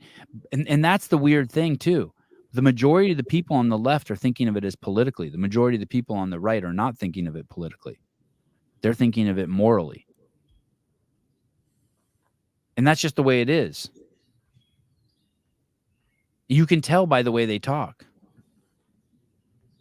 Hey, are there Republicans out there that like abortion or like are not like it but are into it? Like think it's okay? I'm sure. I'm sure. Okay. I'm sure. I mean, if I had to categorize myself as Republican or Democrat, I'm Republican and I'm pro-choice. Oh, okay. Same. Yeah, I'm But pro-choice. But I'm not in denial. I'm not in denial either. It is killing a fucking baby. And I'm not justifying it like, well, he was going to grow up poor, or I'm not going to justify it. Oh, Greg said yesterday was pretty good. It's like, when do you stop? And and that's like a fine line, right? Yeah. When is it not okay to kill something? Careful, we're being a little political here. Yeah, like that's not even political. That's just trying to fucking understand. No, but people will think it is. That's values and biology. Harry Paratestes. Brian wanted the resources. He wasn't interested in contributing as a personality. I don't know if that's true. Hey, should I tell everybody when I turned on Brian, or like just turned off on Brian? Sure. I remember. Oh, wait, hold on, real quick.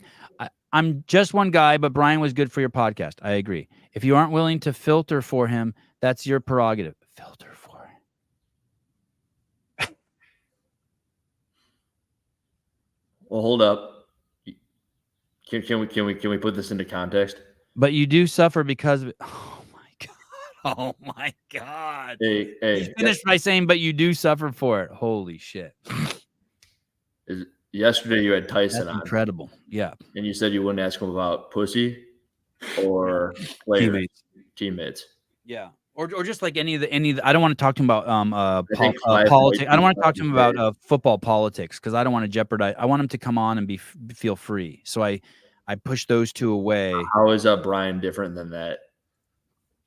Because maybe Brian was on 1,000 times. Well, first of all, Brian never said to me, in Brian's defense, Brian never said to me, "Hey, don't talk about this or don't talk about that." He never said that to me. He wasn't trying to censor me. He was telling me that other people just thought it was bad that he come on my show. Right. And there was crazy. Those people were saying absolutely insane shit about me. Just go over to Reddit and look. It's just fucking insane shit. But and that shit was being spreaded by people in his circle outside of me.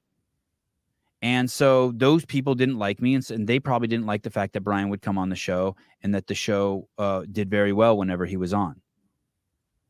And so there's no denying any of that. And so if Tyson comes on once every 6 months or once every 3 months, and I'm not going to talk about, I personally don't want to talk about do pussy, or, by the way, there's a lot of things I didn't bring up when Brian was on that I didn't want to make him feel uncomfortable about.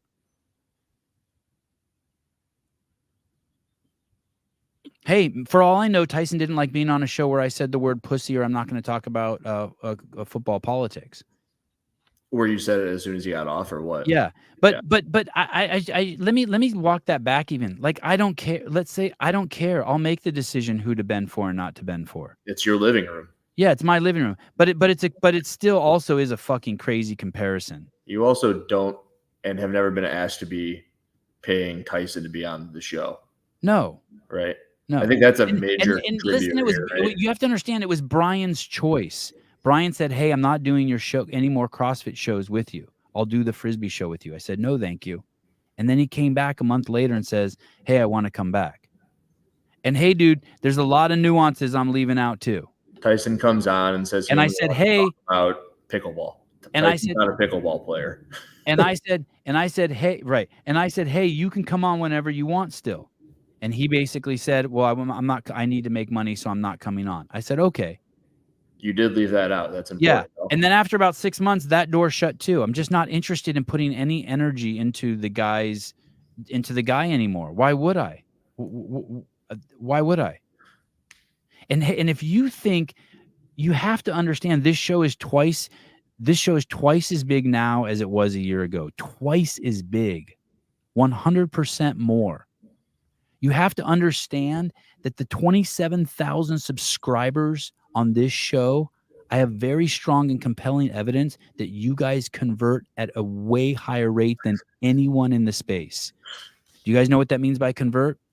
That means that Born Primitive sold more gear with 27,000 viewers, not only ratio of 27,000 to the 2 million views CrossFitter had, but we just more. Do you guys understand what I'm saying? Here, I got it. It's fucking insane. Go over to Born Primitive right now. And hey, and everyone knows that. And everyone knows that because look at who the guests who come on the show are. So I say this with 100% ego. To think that this show suffers without anybody, you're out of your fucking mind.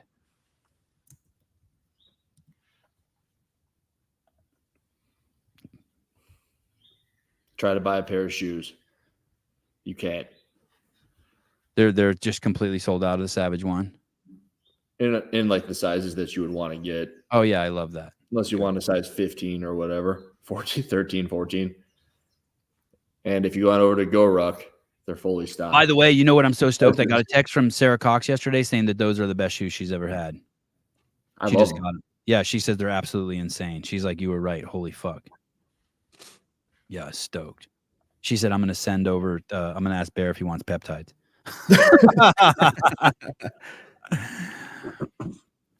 Glee, can we give time for Hiller to give his true opinion on bee-friendly situations? Sevan wants to be careful, but I would love to hear No Holds opinion.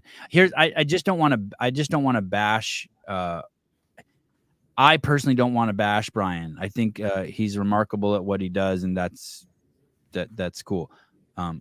Oh, they got 13s for us men. Jesus, he wears a 13. Yikes, dude. And I think I'm taller than Cristiano too. He's got a big foot. Man. He's kind of like Colton. Okay, what were you going to say? When were you done with Brian? When did you turn the page on him? When were you? Rogue Invitational. I made a video, and it was titled "Tia Should Have Won," right? And I just made a video saying Tia was the most disrespectful woman in fitness. But then I also think that she should have won that competition. And the reason behind it was I made a 20-minute video, gave all these. I don't understand, Hiller. How could you one week make a video saying she's the most disrespectful woman in CrossFit and the next video say you should have won? I don't understand. I can't have both of those things in my brain. Because they're both true, in my opinion. Oh. And in the opinion of a lot of others. Because you're not political. I get it. Okay. And if I were, I would only have shared one of those sides. Yeah. Okay. Right. That's how that works. Exactly. All right. So true sign of intelligence. True sign of intelligence, by the way, to be able to do that. Thanks, I suppose. Oh, shit. Jake Chapman, great line. Having a threesome, the ugly one says finish in me. That's always weird in threesomes, right? Who to finish in? God, that's a whole nother show. We ever talked about that? Neither. Oh, don't finish in either. Oh, okay. Wow. I'm assuming you're not wearing protection, right? I got to tell you about that too. I got to talk to you about that. Funny stories about protection and tensomes. Okay, go ahead. Tensomes. Yeah, go ahead. The video had a whole bunch of points about why I think Tia should have won. It had to do with the workouts being changed over and over, and like it really skewed it towards somebody like Laura Horvath, or at least her skill set. I think I laid it out real well. And of course, there's going to be people who disagree, and they do so in the comments section. But there's some people who have my phone number. One of those people is Brian. And we're on the phone. He goes, I know you like to do this sometimes, and you kind of circle back and go back on what what you stated, but you're clearly wrong here, and you should make another video. I made an article, and you should go look at that thing, and then you can make a follow-up video about why you were wrong. And I kind of tripped. I was like, I didn't even say I agreed with you. You're just telling me to go make another video? And I think, like you said, there's a lot of stuff that I'm leaving out. That was the stone that, or like the straw that broke the camel's back. I'm like, hey, dude, I make YouTube videos. I never go against saying that I want clicks. I want people to watch it. I state my opinion. I believe in the things that I put out there. If like totally beyond a reasonable doubt, you could tell me that you're right and I agree with you, then I'll consider it and probably even make a video stating why you were right. I haven't read your article. I haven't agreed with you, and you want me to do this, and you're just telling me to do it? Like, fuck you. From the beginning, it was very clear. You can't just do that. Like that he wanted from the beginning. I think I told him that, and then I actually think he called you. I think I got Hiller all riled up. I think it's very clear since the beginning he wanted to control you, and he was very frustrated. He couldn't. Oh, dude, this is the Godfather thing. He doesn't just want to control me. Yeah, he wants to control everything.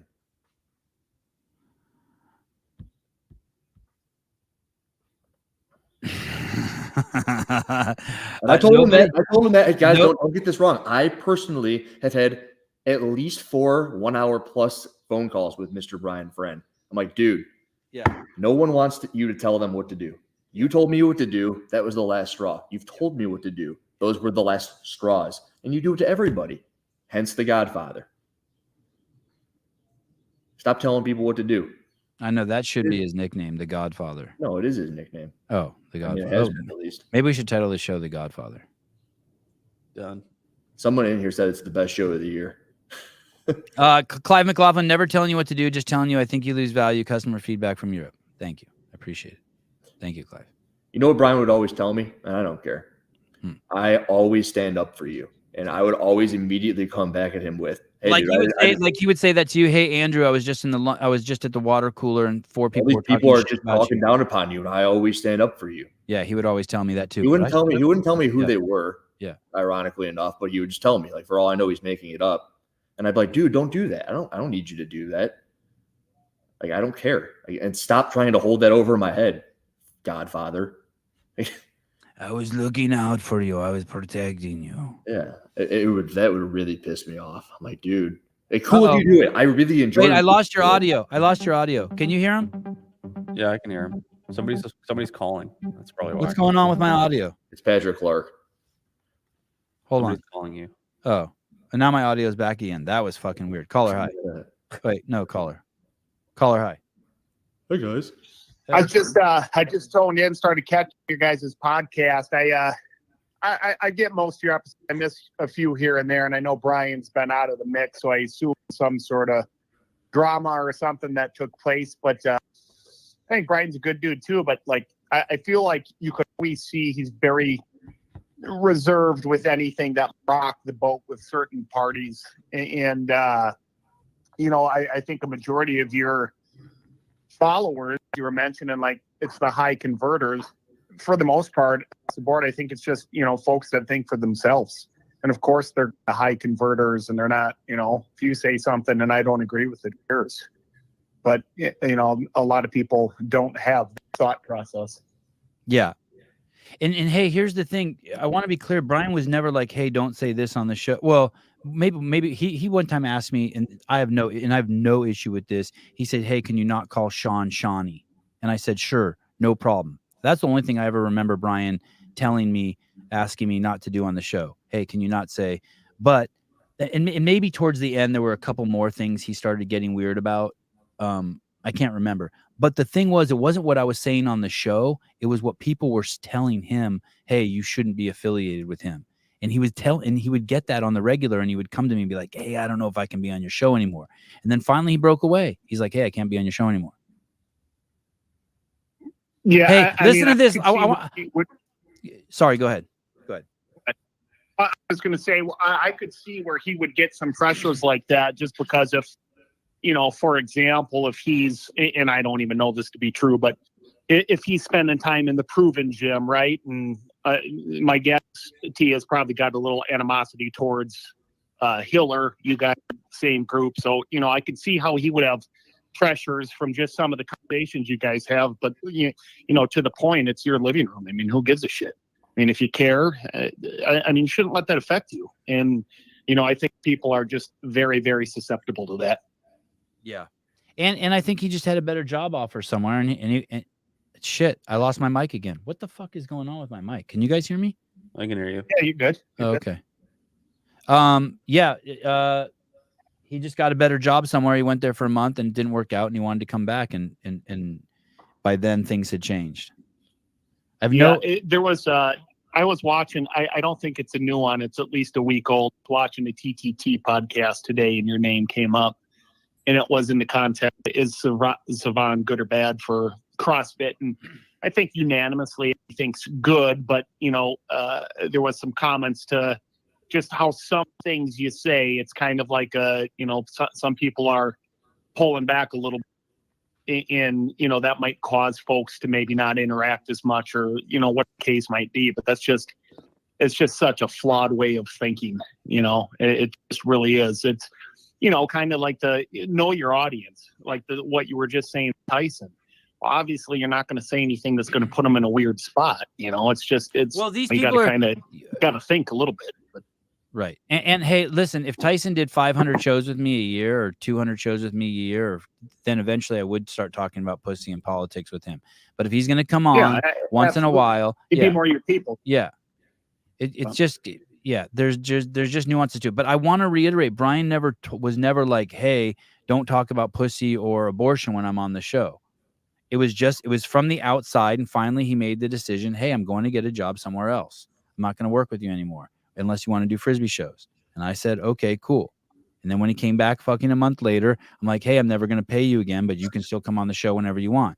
And then he basically said in a nutshell, you know, this could be disputed, I'm sure. But the spirit is like, well, hey, then I'm not going to come on because I need to make money to put food on my table. And I said, cool, fine. But it really fucking annoyed me then out of the blue yesterday when everyone knows this fucking station is fucking skyrocketing. He has to open his comment with, hey, I text Sevan and let him know I was available. It's like, fuck you, dude.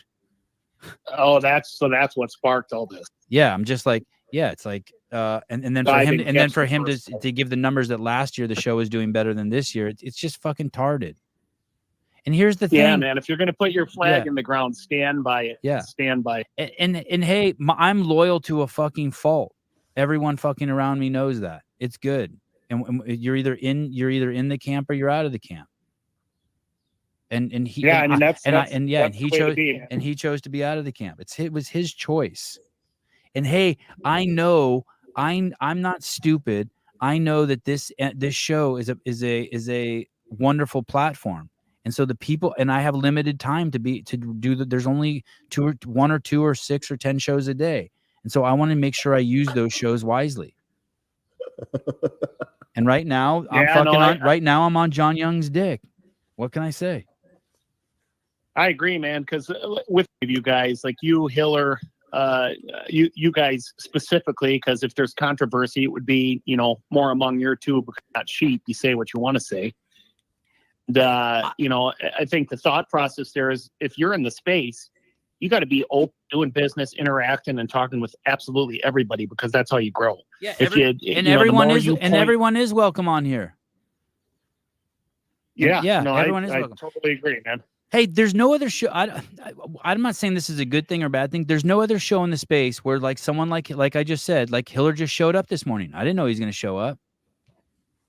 He just fucking wrote. He just used my login info, came on, and there he is in my podcast. Like, well, hey, or even with your just with the fact that I can click a button on my phone and just call you and the answer in a few rings. Right. You know, and nobody else can do that. You're chirping in the comments. You're not. Right. You know, some of these other shows I like, they're entertainment, but they're not. You know, you're going to hear whatever what they want to pitch. Yeah. You're not going to have open speech. Anyway, and they're going to herd you in a certain direction. Thank you. Cool, guys. Thank you. Yeah. See ya. Bye. It's like this. You don't say a word about politics on your CrossFit review shows or Taylor versus the World. That's what friend wants. Listen, Frank. Yes, you did. Listen. You opened the last show hot. I opened 24.2 by saying, I I read a comment. I said yesterday in the comments, someone said, Sevan, I had no idea you were a MAGA wacko nut job. This is the stupidest comment I've ever seen. And I responded with, well, now you know. And by the way, I didn't know you were a liberal pedophile. And now I know. That's how I opened the fucking show, dude. Everyone saw that. Yeah. and by the way, it's I'm pretty you have to also understand, I'm not, of course I talk about politics, but I'm pretty clear in my descriptions. Hey, dude, I'm not just throwing out name calling like you were doing. I'm pretty clear. I'm like, hey, if you think, by the way, Frank, if you think talking about whether a baby should be killed when it's 6 months into gestation is politics, you need to rework your worldview. You must be a fucking miserable person. That's not a very clear, concise way of looking at things. That's in the abstract. I think I'm pretty concise. I don't think I live in the abstract. And I do mix that shit up all the time. I thought the show, I thought Brian said the show had more viewership this year. Oh, well then fuck me. Then I'm an asshole. I had it in 1 year while I was playing tennis. He also said Instagram, which was confusing to me because it wasn't Instagram. Those are the only public numbers. That's true. I don't know. Hey, Craig Paisley, the requirements to listening to this show is simple. You need to be grown up. Here's the thing, you guys. Here's the thing. His name is Frank. Let me tell you this, and I'm happy to have Brian refute this. Brian had so much fun fucking being on this show. And he was so fucking good on this show. He had so much fun and he did so fucking good. And it was awesome for him in every facet except for one. He didn't like the outside pressure. People saying, why are you hanging out with that fucking misogynistic, pedophile, homophobe, transphobe, racist, blah, blah, blah. And I think he got tired of hearing it. No, he got tired of standing up for you. Oh, yeah, sorry. He got tired of standing Yeah, this is my favorite comment I've seen in a little while. What? Braylon Tender is now Jan Clark's coach. Oh, wow. Braylon Tender, fitness competitor. You are crushing your brother. You're ascending to the highest peaks of male performance and growth. He might be my favorite person in the chat, Braylon Tender. He's pretty cool. I always get a little sweat under my armpits when I read his comments when Greg's on the show. Thanks, Braylon. I listen to your mindset chants before each and every hard session. You know that I'm gonna tell you, Braylon and Trish have fucked. Yeah. Okay. Yeah. God, I love Braylon Tender. I didn't know if ever. I love more than anything how uncomfortable he makes Hunter McIntyre. Hunter trips when he sees Braylon. Yeah. There's no doctor pulling out a viable baby just because. It doesn't happen. You're just lying if you say that. Oh, okay. I'm just lying. Braylon dominates Hunter's mindset.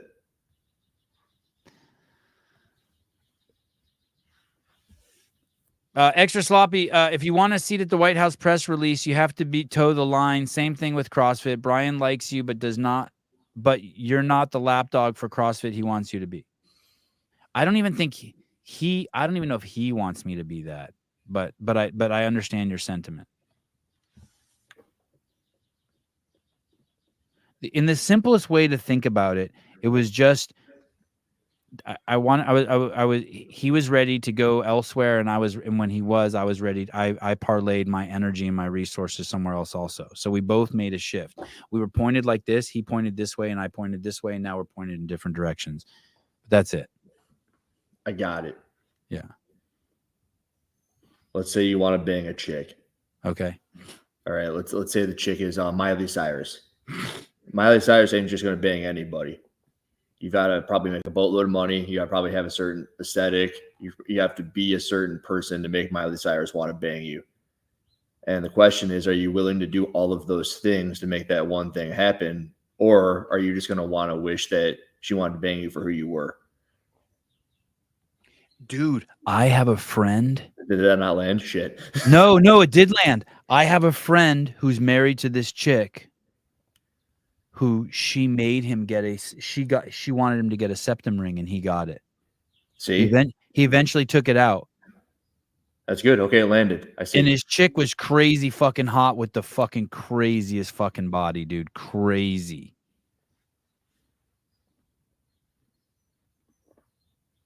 So he wanted to continue banging her, so he got a septum ring.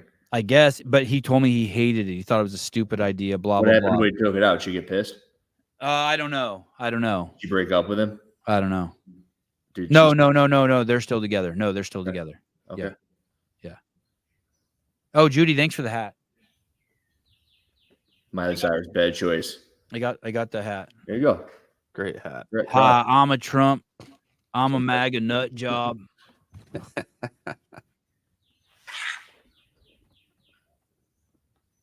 I got kicked out of Six Flags once for saying sleeves are bullshit on a shirt. I wore a shirt that said sleeves are bullshit. And they go, yeah, take that off. And then I took it off and they go, you got to wear a shirt. What did you do? I'm like, I gotta leave then? Like, yeah, we got to go buy a shirt. I'm like, all right, I'm going to leave then. Did you buy a shirt? Oh, you didn't buy a shirt? No, I just left. Oh. It was like the end of the day. Oh. It was all right. But I get it. Like, I don't want bullshit on a shirt in Six Flags. I get it. Oh, there you go. See, so I just left, and I don't care. But in this case, I'm Brian, and I care, and I want to come back into Six Flags, and I still want to wear my sleeves are bullshit T-shirt. And if anyone's, I don't know. I don't think that's dumb. I don't think that's dumb to ask him to take off a shirt that has swear words on it. No, it's fine. It's just that's their living room. It's the same thing. Yeah, totally. It's a kids' amusement park. Yeah. That's how conservative I am. I don't think you should chop penises off of. That's what the kind of MAGA nut job I am. Because what I imagine is all the kids are going to look at that shirt and go, "Hey, mom, what's bullshit?" Right. Like, no, right. I'm not going to do that to a bunch of kids. Or it just says "fuck" on it. Hey, but I here's the thing. If I own Six Flags, I would have handled it different. I'd walk up to you with the Six Flags shirt, and I'd be like, "Hi, sir. We apologize, but there's kids here, and we just don't want the word bullshit on your shirt. Do you mind? We have a free shirt for you." That's what I'd have handled it. Sorry, Mr. 12 Daily Doses. You know what I mean? That's how I would have handled it. Handled it. You can't do anything around him. So Who? Greg? Doses. Oh no, he's cool. You know what's crazy is there's a comment in the comment section where someone's criticizing 12 Daily Doses, but because of his, but yesterday someone called in and the comment thinks it was 12 Daily Doses that called in. So 12 Daily Doses takes an ass pounding for something he didn't even do. I was like, oh, that's fucked up. He's got a very distinct voice, actually. He's made himself notorious. So. Yeah. Damn. All right. So that's it. Now you guys know. I mean, I know most of you still don't know after I told you. Just like most of you don't know what wiki is. Oh, we're bringing it back. It's like we never left. The sun's just up.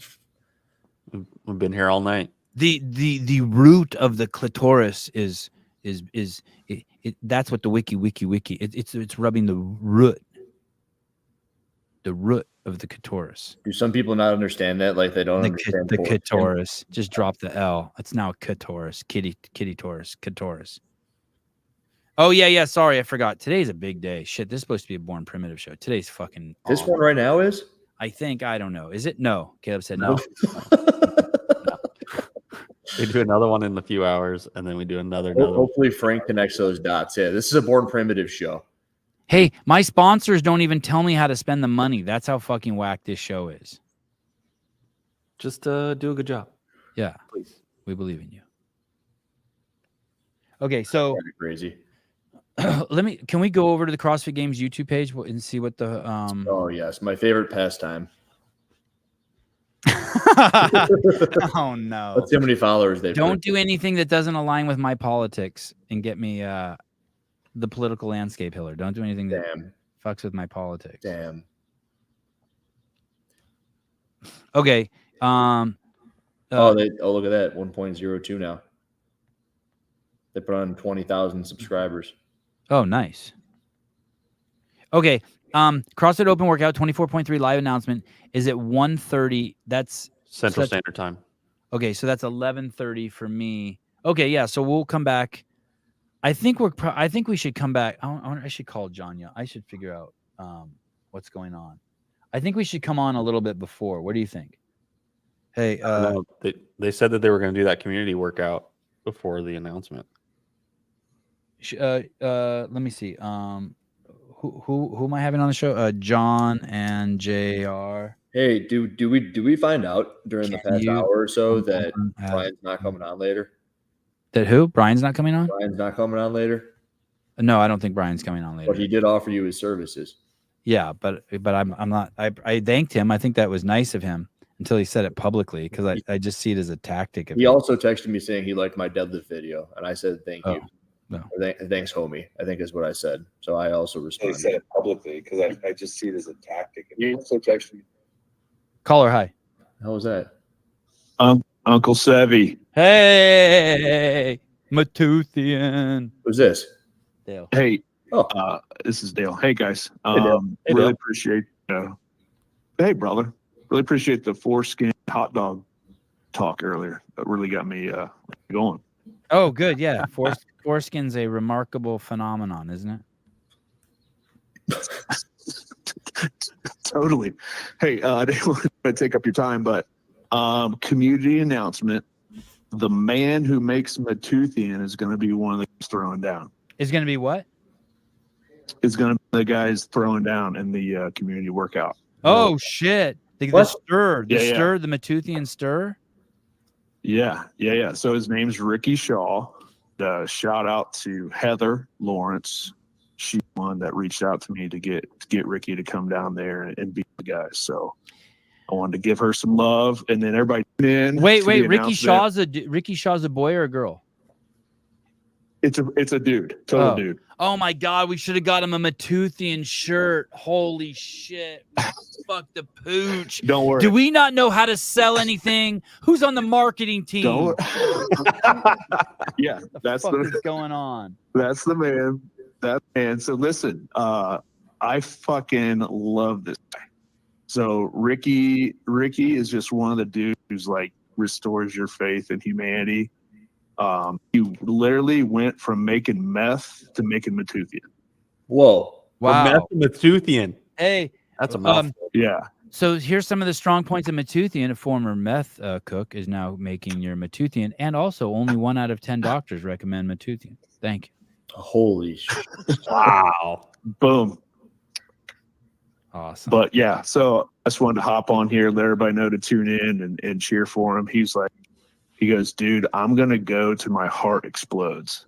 So that's what you're going to see here in a couple hours. Okay. That's awesome. Hey, yeah, good dude. He works for Doc Spartan, Chief Matoothian Production Officer, CrossFit Level 1.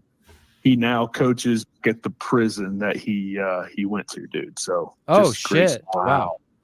Yeah, man. Hey, Dale, I'm going to call you later, and we're going to work on some of our marketing tools. Perfect. Live call-in shows and sharing like the origins of the cook. I mean the stir. Yep. For the product. Yeah. Just so you know, from now on, I want to be paid to come on the show. Just so we're clear. Thank you.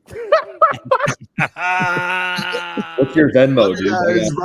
God, you're a dick. Okay, bye. All right. Shit. Emma Weens, when you say doctors don't recommend it, makes me want to use it more. I know, I like that. God, you have nice armpit. Look at her lat. Yum. It's more of a pec, dude. I mean, it's like both, I suppose. Look at her lat. Pec delt. Shoulder It's definition. both. It's pec delt, a little bit of lat. Great arms. Look at that crap. Wow. Good Lord. Dude. Almighty. Emma, you and I should meet out in the field with a box of wine, Emma. God, I love a fucking lat. Did you see that thing? She's a stud. She could bend over and pick up a fucking box of wine. You know what I mean? 2 boxes of wine. Put it in the trunk of my car. She ain't using that fucking hand truck.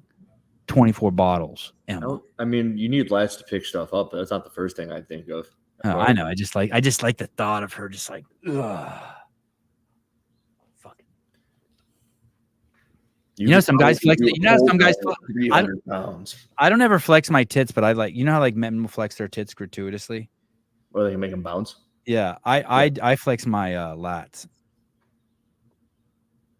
They don't call me Dorito for nothing. I don't get it, but I love it. When you flex your lats, you kind of turn into a triangle. Yeah, you look like a fucking whatever the fuck. Doritos are triangular, dude. Yeah. Fucking hold your Dorito. I kind of like that. That's cool. Yeah, that's dope. Dorito. I don't have to pee. I'm just chilling.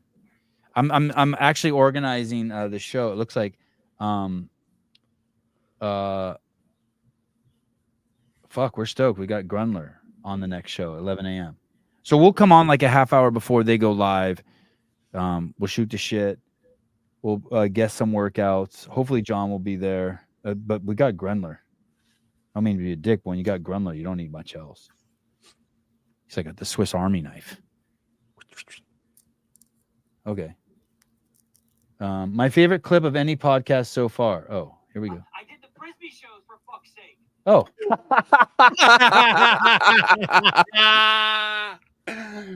Oh my God. Oh my God.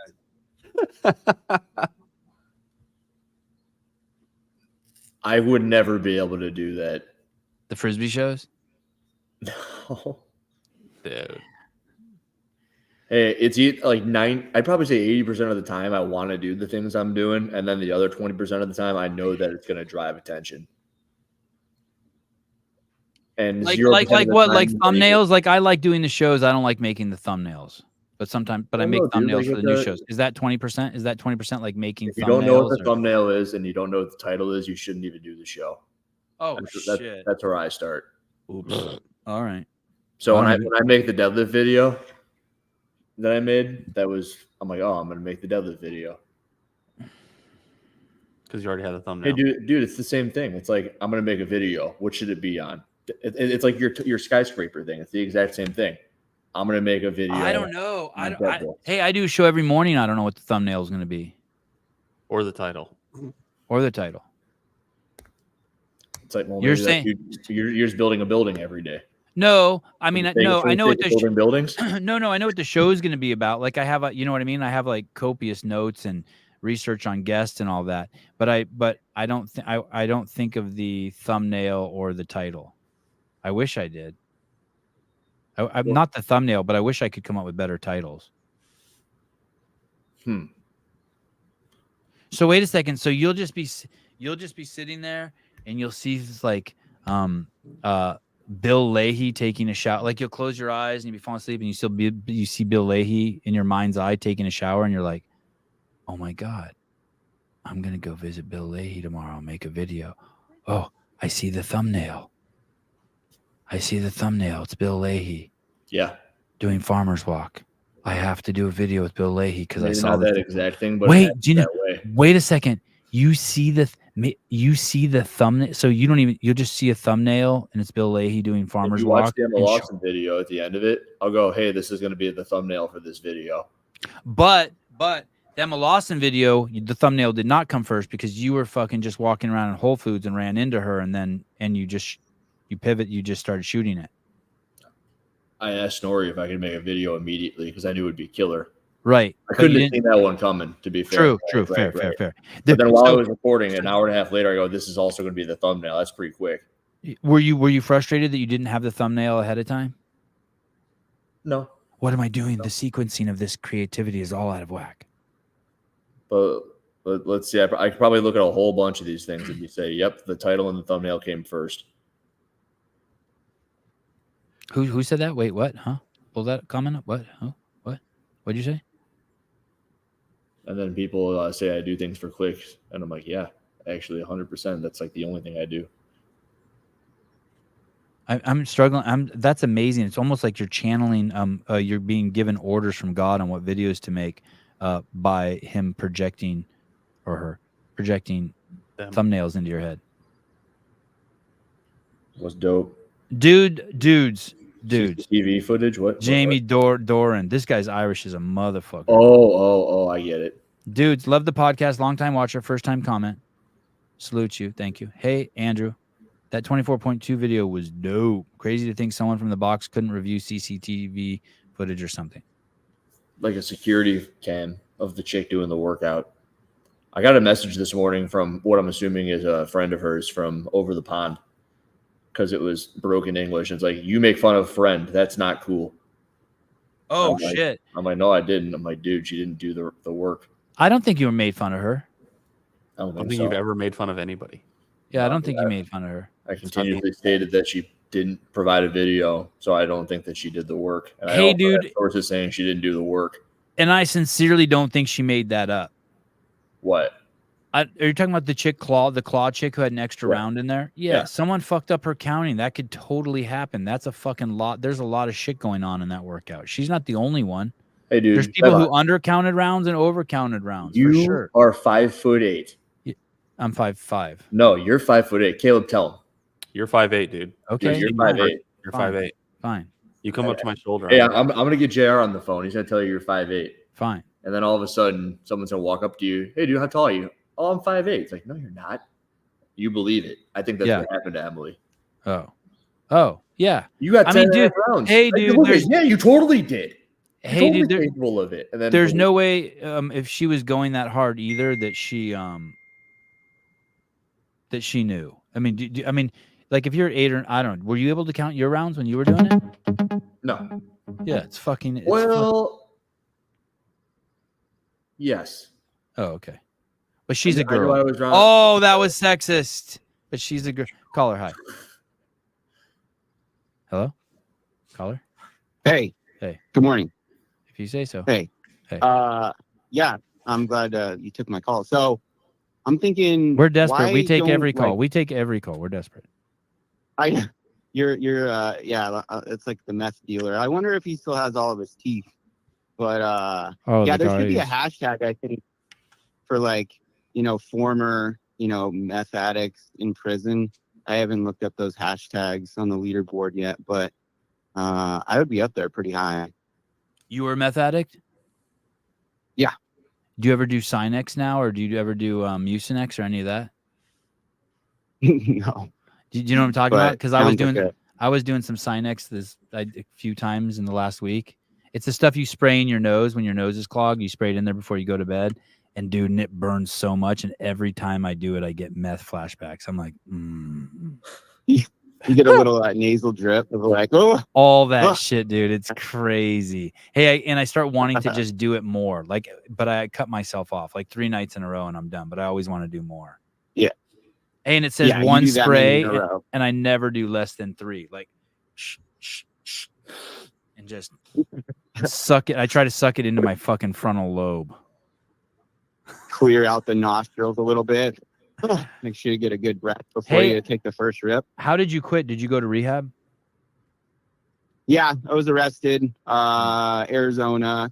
Like 21 years old, alcohol, drug court, all that stuff. But yeah, I'm long time sober now. But yeah, I mean, meth, it's one of those like not many people can recover from. And when you come out the backside of it, like you look like you're creating toothpaste for people in the CrossFit space. So, it's pretty wild, even coming out of it, what you end up doing with your life.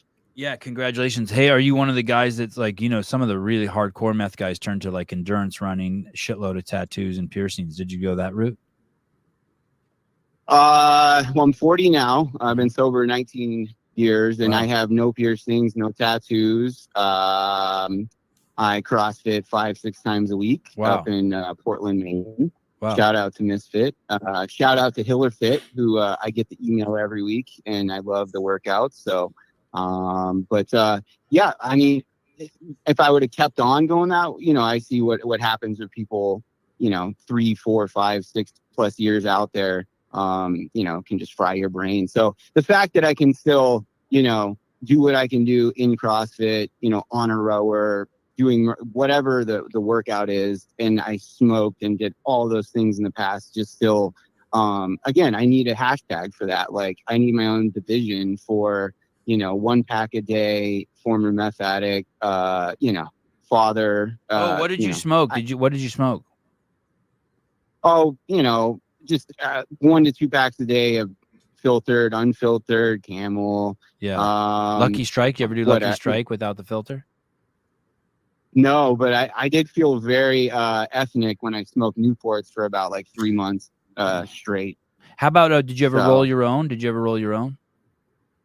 No, Oh. I couldn't. I would like pack things into things, but never roll my own. I thought like that was just above my pay grade. It's like someone who is like good at music. They just pick up a guitar and start playing. Like that's the same with rolling. Like I just never worked for me. It was all over the place. I loved rolling. It's it's a fun little thing for like a meth addict to do because it gives you like, you know what I mean? You can do that. You can fiddle with your hands and shit.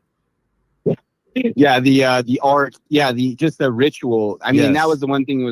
I don't even think it was the actual, doing it anymore. More of just the ritual of every day. This is what we do, and this is how we score, and this is how we. Did you have an Altoids can? Did you have an Altoid cans with a credit card and a razor blade in it?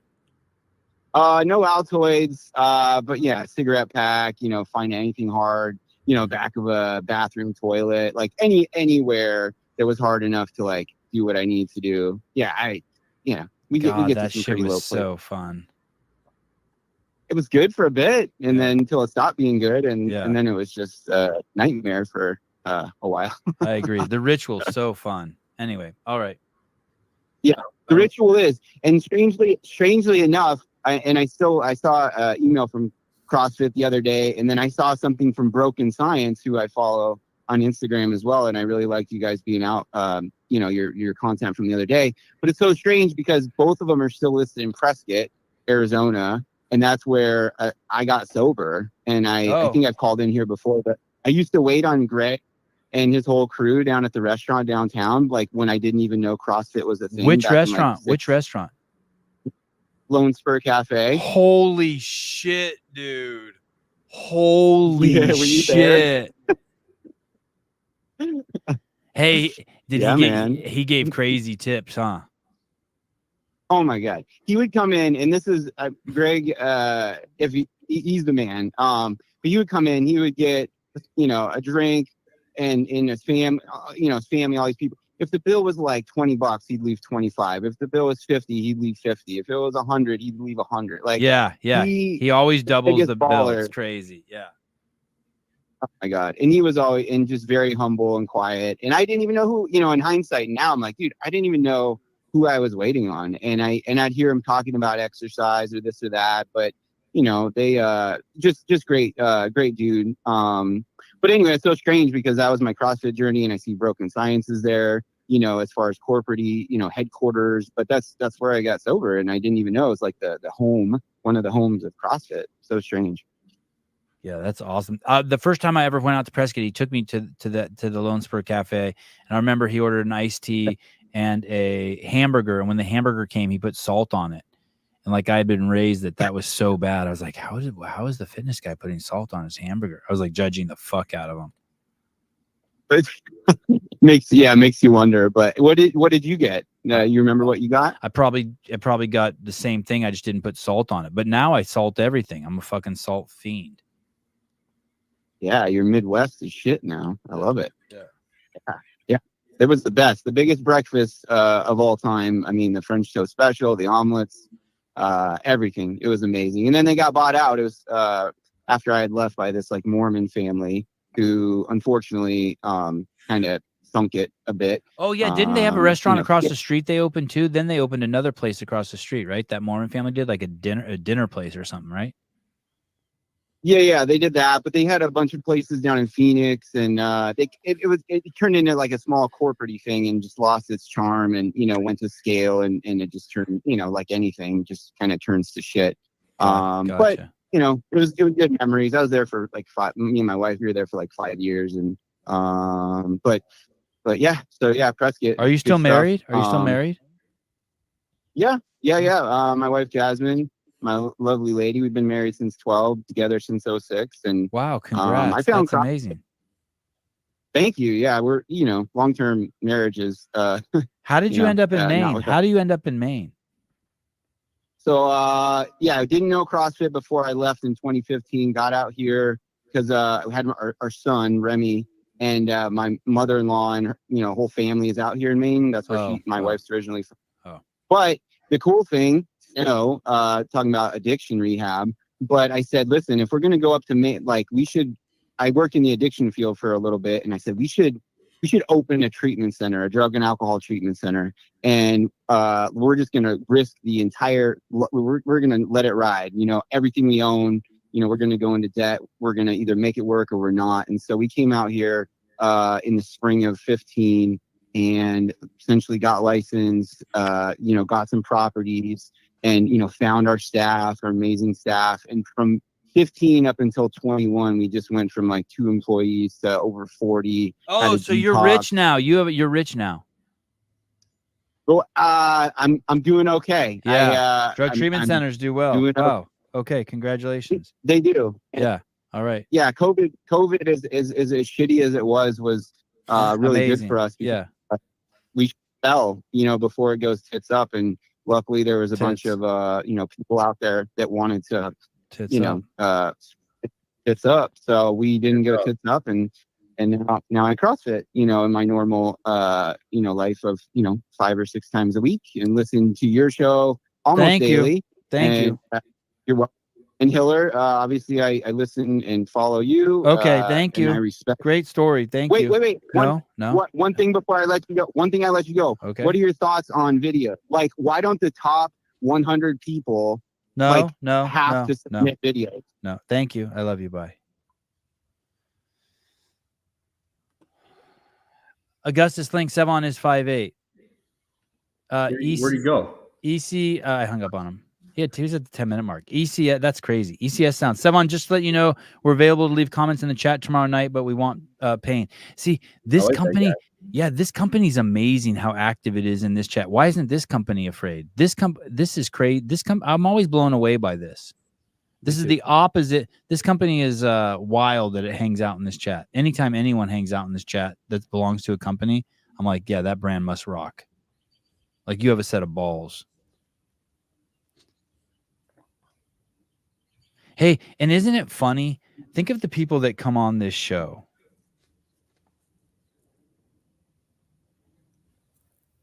Hiller, Chris Cooper, Katie Henniger, Dave Castro. And then think like, and then I have to hear about someone being afraid.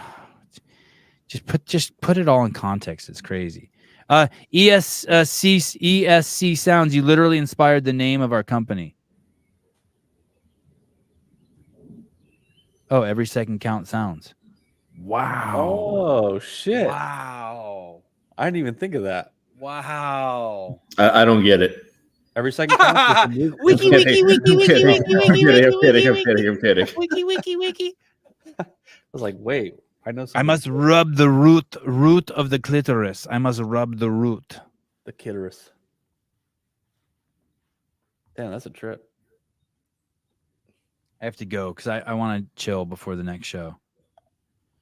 Oh, here we go. If you need an investment advisor with balls, I know a guy. Graciano Rubio. He's got the biggest traps on this planet, right? When he's in the room, I inappropriately stare, gaze. I don't cock gaze, but I Graciano gaze. It's crazy. When I was taking photos at the Broken Science event, I think there's probably an inordinate amount of them of him. Like just gratuitous, like, hey, Graciano's over there, snap a few of that. Yeah. Snap a few of that. Yeah. Yeah, he's kind of a that. He deserves his own pronoun. I'm not a big fan of the pronouns, but I give Graciano just that. He's got the biggest traps. They go all the way down to basically his butt. They're not supposed to go that low. Okay, we'll call him trats. Down to his butt. Traps. Down to his butt. You know the trap muscle? These things. What that looks like? These, right? Yeah, but they go all the way down. Yeah, one of those workouts, 24.2, made my traps sore in a place I didn't even know my traps were, but I just still knew it was my traps when they got sore. It was weird. Check it out. Oh, yeah, okay. You see how they're kind of up here? Yeah. These go all the way down to here. Him and Graciano and Jake Douglas should have a kid together. Yeah. I think he's got kids. He said his kids are like big. They bully. They like accidentally bully people because they're too big. It was pretty fun. He was telling me about it. Like he's and his kids are MS-13. What's that? I don't know. See, He's like, he'll come home and he'll eat 3 bananas. Oh, that's cool. But he's 7. I go, dude, that's not that many bananas. I eat 3 bananas. And he goes, yeah, you're 30. He's 7. Hey, I could see Graciano sitting in a king's chair. Like a big old throne. Yeah. I could Like, do. Graciano has some like piercings that he pulls off. Like it works for him? Is that what you're saying? Yeah, it's like, yeah, like I'm not a fan of piercings, but when I saw him on him, like, yep, well, that works. It's kind of like the dude, like, there's a dude who it works when he has his cigarettes rolled up in his sleeves. Like, That's it. Yeah, Graciano, it's like whatever his look is, like he's like, I got no problem with it. I don't even know what it is I'm looking at, but I'm fine with it. But not everyone can do that. He did a video with Telander recently. Graciano? Because he was out at, there was something going on in Texas. Did he make him cry? Did he make Tillander cry? Yeah. Dude, there's no fucking way my nose is bigger than fucking Bill Grunler's. Are you out of your fucking mind? I think it's relativity because Bill's also taller than you, so it looks smaller on him. Yeah, Bill's nose is fucking huge. Bill has birds nesting in his nostrils. I hate birds nesting, dude. I got this log cabin. It's like they think that they own the place. Dude, when I just keep, and you have little piles of bird poop like on the ground, and you're like birds everywhere. And like you look up and you're like, fuck, someone's got a nest up there. And everything on Greg's house has these the bird spikes to keep them out. I got to get some of those bird spikes. I don't like those. Those are offensive. I find those offensive. To the birds? To my liberal values. Liberal values. You cover my log cabin in bird spikes. But Bill is sexy. Here's an interesting marketing strategy. Matuthian is really just Sevy's nose dust. No. Let's not. Well, let's cross that one off the list.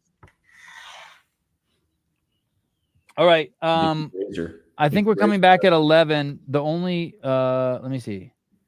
J.R. Howell's in and John's in. Okay. Oh.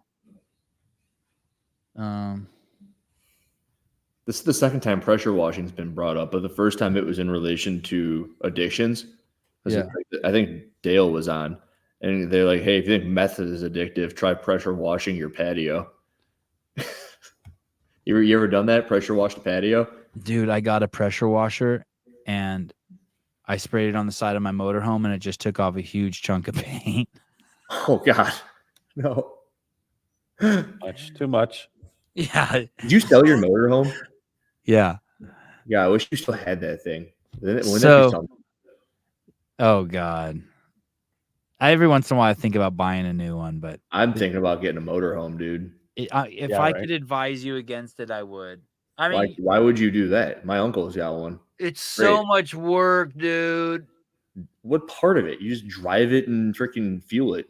It's just always falling apart. It's like that's why you got to get a new one. Yeah. What if you get like a pull behind or something? Okay, listen, Bill and JR and John, listen. We're struggling with communication right now, and I have a feeling it's my fault. Listen.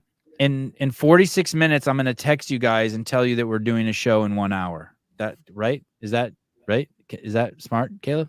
Yeah, that sounds about right. I'm gonna have to move the show though. We have to pull it up a little bit, but that's fine. Okay. So in 46 minutes, I'm gonna text you guys, and then I'm gonna be like, okay, we have a show in 1 hour. Oh shit! Hold on, Sousa is texting me. Sousa's usually too busy to text me. Hey, dude, you know what's wild? Sorry. Oh, I would love a jump rope sponsor. What?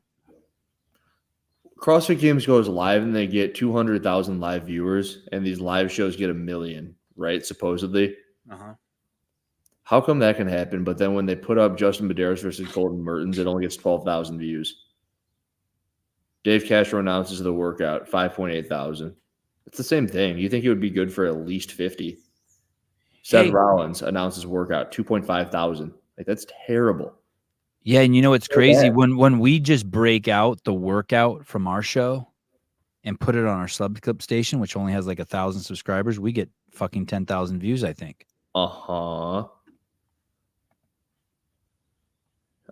Yeah, something doesn't make sense. I know something doesn't make sense. I know. Where there's smoke, there's fire. If it looks like a duck, something doesn't make sense, and it quacks like a duck, then it's a duck. All right, guys, I gotta get juiced up. All right, the show is on in 2 hours. Starts at by the way, hey, would you take a Rain sponsorship? Would you drop C4 and drink Rain? I don't have a C4 sponsorship anymore. So you would take a Rain sponsorship? So the thing is, I had a Rain the other day, and it was pretty good. You did? It depends. Why wouldn't you? Here's the thing, dude. This space is so fucking hard to break into with fucking energy drinks. A Liquid Death sponsorship. That's what I want. Why I wouldn't want Rain for the sole reason that everyone's got a Rain sponsorship. No. Here's the thing, dude. Here's the thing. This space is really hard to break into with energy drinks. What space? The CrossFit space. The most authentic person in the space with energy drinks is you. Since day one, you've been chugging energy drinks. If I want in this space and I want to peddle that garbage, I do it to the guy who fucking is like, fuck you, I drink it. The thing is that I'd have to like actually drink them. And I mean, I've had Rain, but it's nowhere near as many C4s or Ghosts that I've had. But at the end of the day, they're all the same, aren't they? They taste different. But yeah, they're the same. Yeah, they're all energy drinks, 200, 300 milligrams. Okay. Hey, that's the thing Rain's got going for it, though. Why don't they just say, hey, Hiller, what flavor is your favorite flavor of C4? And you like Starburst vagina flavor. And they're like, okay, we're going to make a rainbow Starburst vagina flavor. And then they make it. And you're like, and then dude, that'd be badass. I'd probably do that. It makes no sense to me that you would ask Noah or Danielle Brandon to hold that when someone with 1 million followers is not going to sell more energy drinks than you. If they're not made, if they're not cohesive with that brand. I started drinking C4 after I saw, dude, I would have never drank a C4 if it wasn't for Hiller. Not in 1 million years. I've probably had 10 now in my life. Athena's mom is drinking them now at like 8:30 at night. Is drinking them. I'm telling you, it's like I'll be at a gas station. It's 8 o'clock and I have 3 more hours left of my drive, and I see a C4. I'm like, well, Hiller would do it, and so I justify it and I drink one. I don't get these I don't get who's marketing for these. No one's drinking a Monster Energy drink because the UFC fighter's holding it in the ring like this, and we all see someone hand it to him. I've never had a Monster in my life. Never drank a Monster. Yeah, they're kind of shitty anyway. Nope, never had one. Dude, I used to love those BFCs. Oh, that's not true. Big fucking cans with the twist tops. Yeah. Oh, I don't. Oh, that's interesting. I don't like that vessel. Yes, Mason. Mason has this thing down. Hiller has people on steroids and C4. What a blessing to the community. Don't talk to Elliot, dude. You've been talking to Elliot Simmons. Hey, that's not even the point, though. My point is if you want in the space, just like, hey, if you wanted to do butt beads or anal plugs, you would choose Mason Mitchell. someone who authentically uses them before every bike ride. He shoves in 12 feet of anal beads and then jumps on his little fucking bike. Yeah, I mean, you know. Jesus. All right. Go ahead, dude. All right. Sure. They're the only energy drink really left out there other than Bang that's got 300 milligrams of caffeine, but Bang's kind of... As soon as they took off the word creatine, I was out. Right. Wow. 12 feet. Wow. Yeah, 12 feet, dude. I'm really big on Liquid Death right now. That's my new one. Hey, dude, I was at Jewel the other day, and I got out of Jewel. I had like things that you can't get at Costco. That's what I go to Jewel for. It's a grocery store. Fuck is? Oh, okay. I don't know what a Jewel is. Okay, like a Mariano's or whatever. I don't know what you got out there. Safeway. But I see a Liquid Death truck, and I go, stars of the line. I walk right up to the thing, and I knock on the guy's window, and I go, hey, can you get me in touch with somebody that works with you guys? I can't talk. And he goes, I don't really do that. I just stock the store, but I'll give you some Liquid Death. And he gave me a couple of cases of Liquid Death. A couple cases? Yeah. No shit. I love flavors that just came out, like this cherry flavor and this orange flavor. Hey, is there caffeine in Liquid Death? There is in the tea. They have a tea, but no, not in the... It's just like sparkling water, isn't it? Flavored sparkling water. But I don't think that's something I would have done if I were on testosterone, by the way. It's a thought that I would have had, like, God, I should totally walk up to that thing.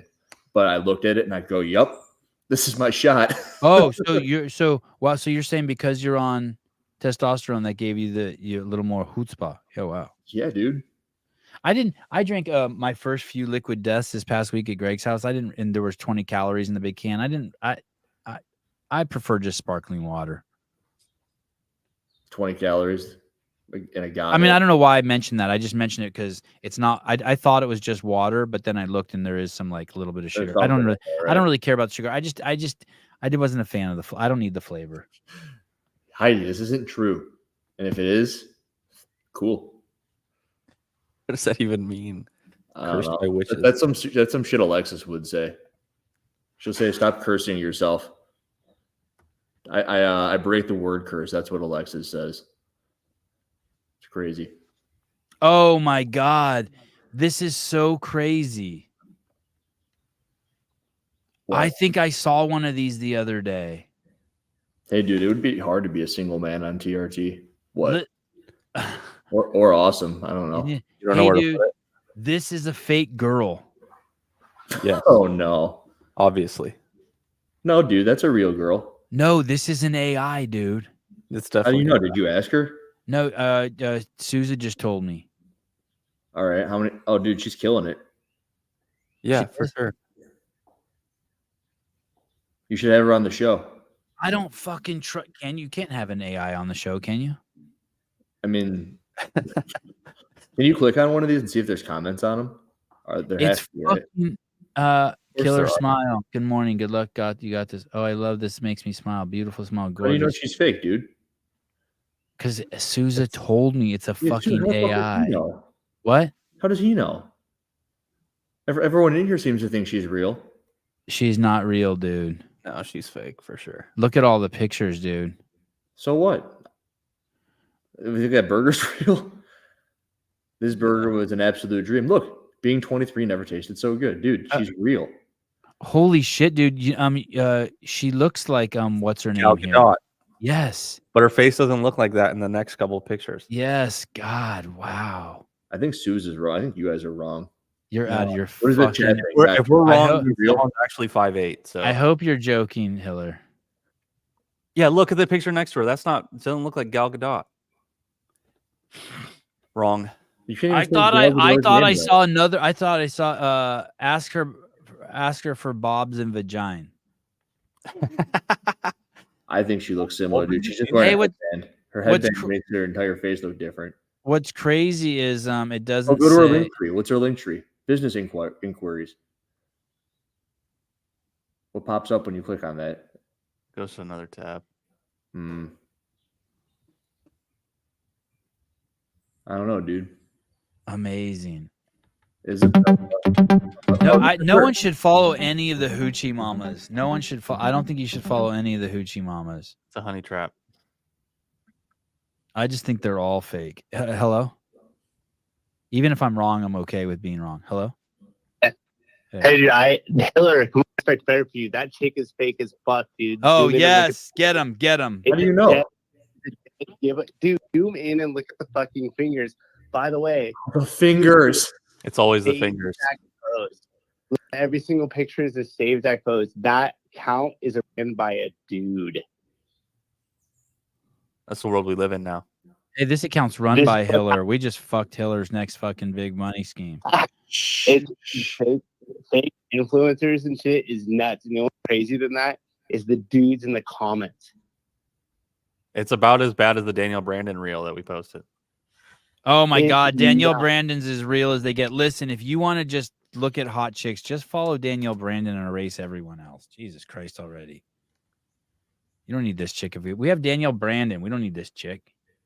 Hey, what about her fingers, Sousa? I'm looking at this. I want to zoom in on her vagina on this one with the bathing suit on because it looks like it's like a stick-on bathing suit. It looks like. Yeah, it's not. It's crazy. But if you go through some of the photos, you'll see the flaws in the AI, which is a similar thing that's happening with the royal family. Did you see what happened with that? That's right. Middleton and like. Yeah, why did people care about the royal family thing? Who cares if she photoshopped it? I didn't get that one. Like this one I get. She didn't Photoshop it. I heard it's because there's some sort of weird medical shit going on. She's like been gone. And then they tried to say, no, look, this is her recent photo, check it out. And it was all compiled by AI. Oh, hey, can you put together a photo of my family together in the back seat of a car?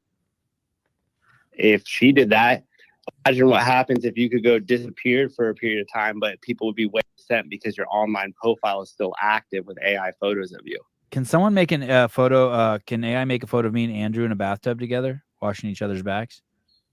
Washing each other's backs. With one of those long wooden handles with the brush on the end? Let me get that for you. I can hardly hear you. It's breaking.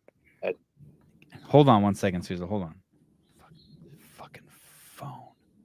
Goddamn phone. Every caller, it goes whack. I don't... Hello? Are you back, Susan? Yeah, I got you now. I broke my neck. I disconnected you and brought you back. Okay. All right. Well, thank you. Hey, let's keep pulling up these fake women. This is fun. Yeah. I just had to call it because I could not believe that Hillary didn't jump on the fact that it was fake immediately. Hey, I get no chub from this. That's how I know I'm either gay or it's fake. Hillary will spot a no rep deadlift from a mile away, but not a. Oh, not shit. Ouch. I bet you if you're in a barbell and she's wearing black, you spotted it quick as shit. All right, bye. Bye. It's called autism. I know what I know, and I don't know anything else. That is a real girl. Probably gay. Check the odds in Vegas. Okay. Hey, if anybody wants to get a whole bunch of engagement on something, do what Spin's doing and just post about the winners of 24.2. Oh, is that the claw girl? Yeah. What? Let me see. What did he post? Let me read it up top. CrossFit announced Henrik Happalainen and Emily Claw as the winners of 24.2 last night, but it was not without controversy. Tudor Magda received 20% penalty for lack of hip extension on his deadlifts. White Claw did not record her workout for CrossFit to review. Magda dropped from first to 8,723rd from the penalty. Claw's score was upheld, but will not receive the 2024. Hey, so they're not going to give the money to second place? That doesn't even make any sense. No, dude. Not only did they save $2,024, but no, that's all they did. I had nothing else to say, I guess. Hey, I wonder if Tudor, if he could go back in time, would just be like, yeah, I'm not going to give you my video.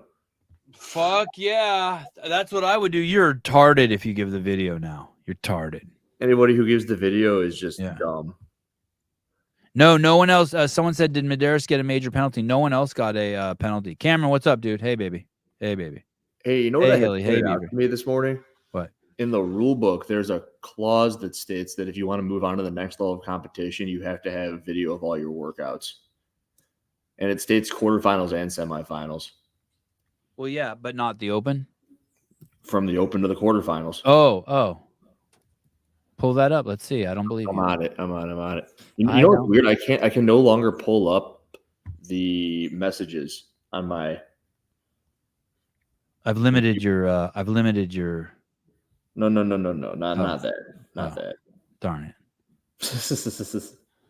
Where is this? Grace Walton put out a video. Boss. Yeah, it looks great. Section 1.2. Oh, Carolyn M. New CrossFit term. Hey, you clawed that, meaning you miscounted your rounds. Oh, we should start a fucking CrossFit Urban Dictionary. You clawed that. Hey, nice claw, bro. No Merskine. Merskine's when you bounce the barbell. Oh. Don't do a Mersky. That's what Bronislaw was doing. He was Merskine. I haven't vetted this yet, so after selecting their country, well, maybe not. At the conclusion of the Open, the athletes and individuals who will move on to the quarterfinal competition, athletes in high-ranking positions must have videos of their open workouts upon request from CrossFit. That's it. Athletes in the individual men's and women's division who are ranked highest on the regional leaderboard will qualify for the quarterfinal competition. Athletes in high-ranking positions must have videos of their open workouts available upon request. Damn. Wow. Yes, and it says qualify for the quarterfinals. And everything under 1, I believe, is for the Open as well. Hey, So and that's why people like Tia have a video of it, right? That's why all the top people have videos of it. yeah. So Hey, this chick, if she's moving on and they ask for the video, which they did, she better damn well have a video. And she doesn't. It says right there. Thank you, Katie Gannon, for pointing that out to me this morning. You're friends with Katie? I'm friends with everybody. I wish I was friends with Katie. She's a nice lady. Katie's cool. Crazy, right? Isn't that crazy? Yeah. They said that, and then they're like, "Oh, whatever." Have fun Hey, at so the quarterfinals. now last night's show is back up to 5,000. Weird. Okay. Yeah, I bought your views. Oh, thank you. Yeah. All right, guys. We will see you in 1 hour and 30 minutes. Thanks for hanging in today. Good show. If anyone was offended by it, that sucks. Yes, I've seen liar, Jake. You kidding? Bye-bye.